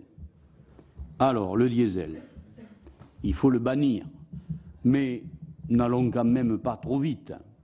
Parce que dans des territoires comme les nôtres, moi je suis en zone rurale, à mon accent vous avez compris que je n'étais pas parisien, dans nos territoires ruraux, nous avons des gens qui habitent à 15 km de leur travail et qui ont de petits salaires et qui pour se déplacer ont de petits véhicules diesel parce que c'est plus économique. Alors faisons bien attention de ne pas pénaliser, de ne pas trop pénaliser ces gens-là. Alors, ensuite, il faut aussi voir le diesel, la pollution du diesel. Nous avons les transports, les camions nombreux. Nous avons les trains. Quand on a des lignes qui ne sont pas électrifiées, il y a des machines diesel. Nous avons tous les matériels de travaux publics. Alors, ces équipements ont évolué. Les derniers véhicules diesel, véhicules automobiles, sont équipés de filtres à NOx et de filtres à particules et consomment beaucoup moins qu'ils ne consommaient il y a quelques années. Alors, cette transition, il faut la faire. Nous allons avoir un véhicule hybride à air comprimé. Moi, je compte beaucoup sur ces évolutions technologiques. Mais on ne peut pas mettre à la poubelle directement qu'on aide le transfert de véhicules vers des véhicules plus propres, oui, mais attention à ne pas faire une guerre insensée au diesel. C'est vrai qu'il faut diminuer la consommation de pétrole et si nous travaillons avec la biomasse, nous y parviendrons. La baisse de la vitesse, à grand débat. Mais écoutez, quand on est dans des territoires comme les miens aussi, je n'ai pas envie qu'on baisse la vitesse à 80 à l'heure sur toutes les routes. Il faudrait peut-être avoir l'intelligence de classer les routes en fonction de leur état. Quand on a une route départementale toute droite, qu'on roule à 90 ou à 100, ça ne change pas grand-chose et on pourrait rouler à 100 à l'heure. Par contre, on a des routes où on pourrait baisser la vitesse à 70 parce qu'elles sont très tortueuses, sinueuses, et je crois qu'il faudrait adapter tout ça. En tout cas, sur les autoroutes, restons à 130 à l'heure, je vous en prie, parce qu'à ce moment-là, ça sera une vision de l'interdit. Voilà, mais j'ai à peu près tout dit. Ah si, un mot sur les déchets. Que pensez-vous de la taxe d'enlèvement des ordures ménagères? Je considère que c'est un système complètement inadapté aujourd'hui pour faire payer un service. Nous devrions faire payer ce service à son juste prix. Et il est bien évident que là aussi, on ne peut pas mettre la tarification incitative partout, parce que quand on a 7 habitants au kilomètre carré, on ne peut pas aller chercher la poubelle au bout de la colline à 3 kilomètres. Donc on a des adaptations à trouver, mais la TOM est un système que je considère inadapté et que nous devons revoir. Merci. Je vais donner la parole à Monsieur Dantec. Oui, merci Monsieur le Président. Quelques points en essayant aussi d'être rapide.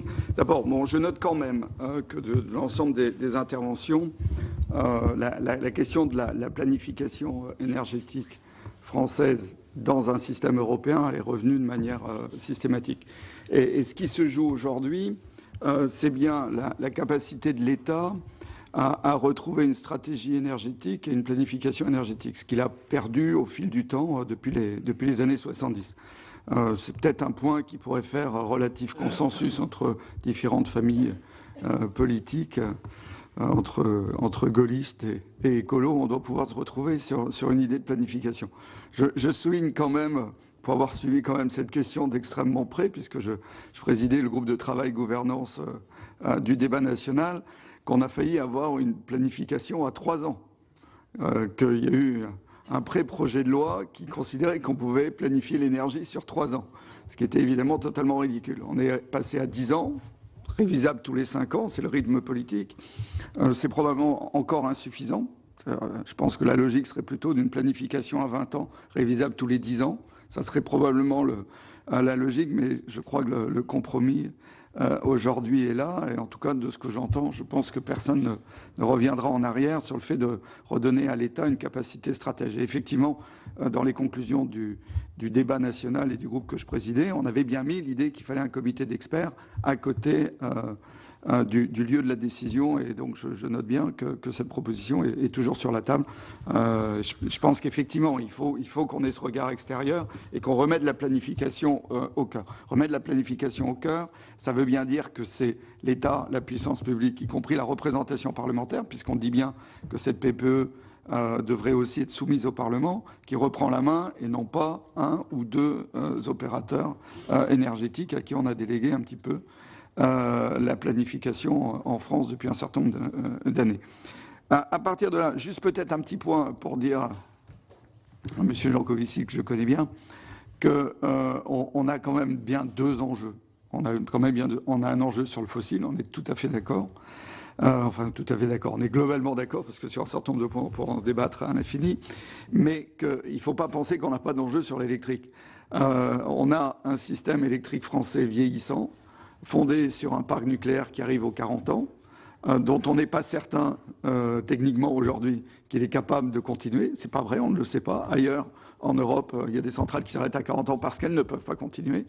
Que c'est donc des investissements massifs dans les 10 prochaines années, et ne pas considérer qu'on a un enjeu électrique aussi important que le fossile ne tient absolument pas la réalité des enjeux d'investissement français des prochaines années. Donc on a bien 2 enjeux quasiment de même importance économique en termes de volume d'investissement, qui sont le fossile et qui sont l'électrique.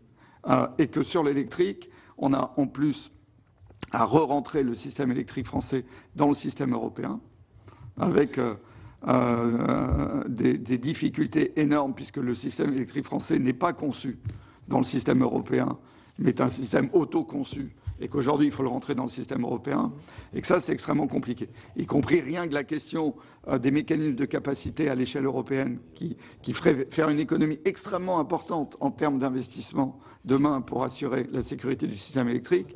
On voit bien la difficulté aujourd'hui de le rentrer à l'échelle européenne. Je suis un peu technique, mais c'est plusieurs centaines de millions d'euros qui sont derrière le fait de savoir si on a un mécanisme de capacité plutôt français ou sur un petit espace autour de la France, ou si on a un vrai système de mécanisme de capacité à l'échelle européenne. Ça, ce sont des questions qui se traduisent en termes d'investissement par des centaines de millions d'euros. Et derrière, ça se retrouve évidemment sur la facture, notamment sur la CSPE.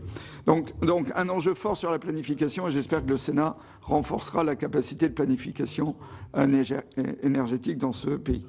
Derrière, nous avions insisté dans ce groupe de travail énormément sur la question du rôle des collectivités territoriales. Ça a été dit beaucoup. C'est évidemment un enjeu absolument essentiel, avec un couple. Je ne crois pas qu'il faut pas jouer plus région ou plus interco, c'est vraiment un couple. Et qu'il y a un élément de planification régionale avec derrière, y compris des schémas de développement économique. Mais le gros du boulot, je parle un peu comme un ancien vice-président d'une grande métropole, capitale verte de l'Europe, c'est bien à l'échelle de l'Interco que va se faire le gros du boulot. Et que c'est bien à ce niveau-là qu'aujourd'hui, il y a la capacité d'action. Ce qui fait qu'on a un enjeu majeur, immédiat, et ça fait écho à ce que vous avez dit, Monsieur le Président, qui est qu'il ne suffit pas de dire il faut que les collectivités y aillent dans le contexte financier. La capacité de sortir l'investissement énergétique des collectivités de leur taux d'endettement, par exemple, est une question centrale. Ça pourrait faire une belle note de Terra Nova ou d'un autre ici. C'est-à-dire, et Ségolène Royal avait répondu positivement à ma question là-dessus lors de son audition, il faut qu'on trouve un mécanisme pour qu'on ait effectivement une capacité d'investissement en lien avec la BEI, en lien avec l'argent est disponible en fait. L'argent est disponible, mais on ne l'utilise pas. Et que si on réussit à trouver ce modèle-là, on peut avoir des collectivités qui s'investissent et qui, derrière, génèrent énormément d'activités économiques, donc de recettes fiscales, y compris pour elles-mêmes. Donc on est vraiment dans un cercle vertueux. Mais il faut trouver la formule magique. Elle n'est pas évidente aujourd'hui par rapport au code des collectivités. Si on a un, puisqu'on a des experts autour de la table, qui trouvent la formule, on va être extrêmement preneur. Derrière, la question de l'obligation de travaux. La question de l'obligation de travaux, c'est effectivement le cœur du rôle du politique. Où est-ce qu'il met le curseur entre obligation et simplification? C'est toute la question. C'est toute la question. S'il n'y a pas d'obligation, il n'y a pas de planification. Et ce qui fonde un grand pays développé par rapport à un pays émergent, c'est sa capacité d'obligation. Et c'est là-dessus que se fait fondamentalement la différence. Après, il faut voir où sont les obligations qui rapportent et où sont les obligations qui ne rapportent pas. L'obligation de travaux, l'obligation de rénovation énergétique au moment des travaux est typiquement une bonne réponse, puisqu'on se dit il y a quelque chose qui se fait obligatoirement, c'est ça qu'on encadre. Si on n'a pas ça, on n'a pas les travaux ou de manière secondaire qu'avec des incitations et d'expérience sur les territoires. On n'y arrive pas. Et du coup, on ne crée pas les volumes qui créent les filières économiques, qui créent justement la sortie de la dépendance dont on a parlé. Donc revenir sur cette obligation de travaux serait une erreur tout à fait tragique pour l'avenir, de même qu'il est tragique pour l'avenir de continuer à avoir un discours sur le diesel où on est dans un tabou français, où globalement le politique, que ce soit les gouvernements ou les représentations parlementaires, considèrent que l'emploi est plus important que les 20-30 000 morts annoncés par toutes les enquêtes épidémiologiques. Il y a un choix assumé aujourd'hui de la puissance publique là-dessus. On préfère la filière économique au coût en termes de santé, et c'est totalement assumé, mais sauf que ça ne marche pas, au sens où le diesel étant aujourd'hui fléché comme dangereux, les gens s'en détournent quand même, et à la fin de l'histoire, on n'aura ni la santé, ni le gain économique, puisqu'on n'aura pas anticipé sur les nécessaires évolutions de filière. Et ça, c'est clairement le mal français, c'est-à-dire cette incapacité aujourd'hui de s'engager dans les transitions, de retarder les échéances, et un certain conservatisme français, dont j'espère que le Sénat montrera lors de la discussion de la loi, qu'il n'est pas évidemment le défenseur. Très bien, je donne la parole à Monsieur Vaspart. Merci Monsieur le Président. Moi, je commencerai par ce que nous a dit Terra Nova. Et ça m'a assez plu parce que vous avez dit tout à l'heure que vous sembliez être totalement démunis sur les perspectives ou plus exactement la projection que vous pourriez faire sur le découplage consommation d'énergie et croissance. C'est, je crois, tout le problème. C'est toute la difficulté que nous avons avec les populations. C'est-à-dire qu'on ne sait pas exactement où on va. On nous propose un changement de vie, en définitive, ça a été rappelé tout à l'heure par les uns et les autres, mais sans savoir si ça va coûter de l'emploi, si ça va en créer, quelle va être l'évolution de la vie des gens, etc. C'est tout le problème de l'acceptabilité des populations. Et c'est ça, à mon avis, l'un des problèmes principaux. Si on va trop loin, c'est dans la rue que ça se passera. C'est exactement comme ça que ça se passera. Alors attention, je vous le dis, tel que je l'ai ressenti fortement ce matin, attention.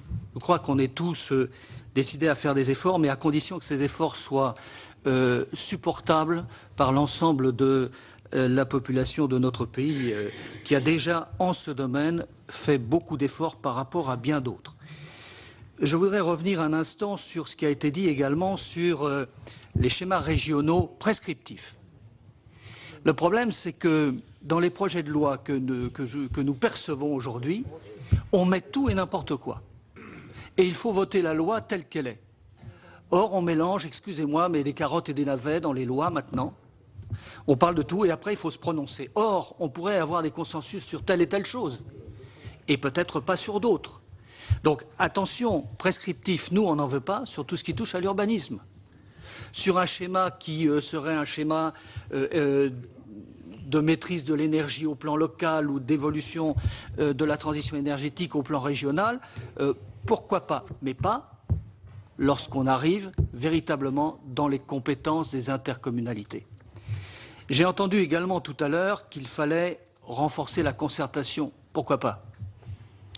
Pourquoi pas? Et notamment qu'elle n'était pas forcément au bon endroit. Je suis prêt à partager cette analyse, mais à condition de ne pas la doubler ou la tripler. Parce qu'à ce moment-là, vous ne simplifiez pas, vous compliquez les procédures. Et si on complique les procédures, on les allonge. Et si on les allonge, c'est de l'investissement qu'on ne réalise pas ou qu'on diffère dans le temps. Et donc, c'est de l'emploi en moins. Tout ça est entièrement lié. Entièrement lié. Et puis, je vais finir sur le diesel, et notamment parce qu'il a été dit tout à l'heure, et je partage, il est parti, mais l'opinion d'un de mes collègues qui a été exprimée tout à l'heure. Il faut qu'on fasse attention, nous élus, mais vous êtes peut-être plus avertis que nous élus sur les évolutions technologiques. Mais il y a aussi des évolutions technologiques. L'homme est intelligent, il sait remettre en cause ses faiblesses et les difficultés qu'il a perçues. Et on ne doit pas minimiser l'évolution technologique qu'on est capable d'assumer et que les entreprises privées, les constructeurs automobiles aussi sont capables de faire. D'après mes informations, aujourd'hui, les véhicules diesel qui sortent des chaînes de nos constructeurs automobiles n'ont quasiment plus de particules fines à la sortie de leurs tuyaux. Ça demandera et ça demande des expertises indépendantes, très clairement. Et il faudrait que nous ayons des expertises indépendantes sur nos tables. Voilà pour cette table ronde regroupant des think tanks spécialisés sur la transition énergétique. Vous avez pu entendre donc ces échanges avec le Sénat qui se prépare depuis de longues semaines, depuis de longs mois à l'examen de ce texte en séance publique. Néanmoins, il faut savoir qu'il y a très peu de chances pour que le Sénat de droite adopte ce texte dans les termes proches de ceux de l'Assemblée nationale. L'Assemblée nationale qui a adopté le projet de loi sur la transition énergétique en première lecture au mois d'octobre. Rappelons également le contexte dans lequel s'inscrit l'examen de ce projet de loi, celui de l'organisation à la fin de l'année 2015 d'un grand sommet sur le climat regroupant plus de 190 pays qui doivent arriver à un accord contraignant pour réduire l'émission des gaz à effet de serre. Vous pouvez toujours voir et revoir toutes les auditions sur notre site publicsénat.fr. Prochain rendez-vous de l'actualité parlementaire à 16h30 pour la suite de la discussion générale sur le projet de loi sur la nouvelle organisation territoriale de la République. Très bonne journée sur les chaînes parlementaires.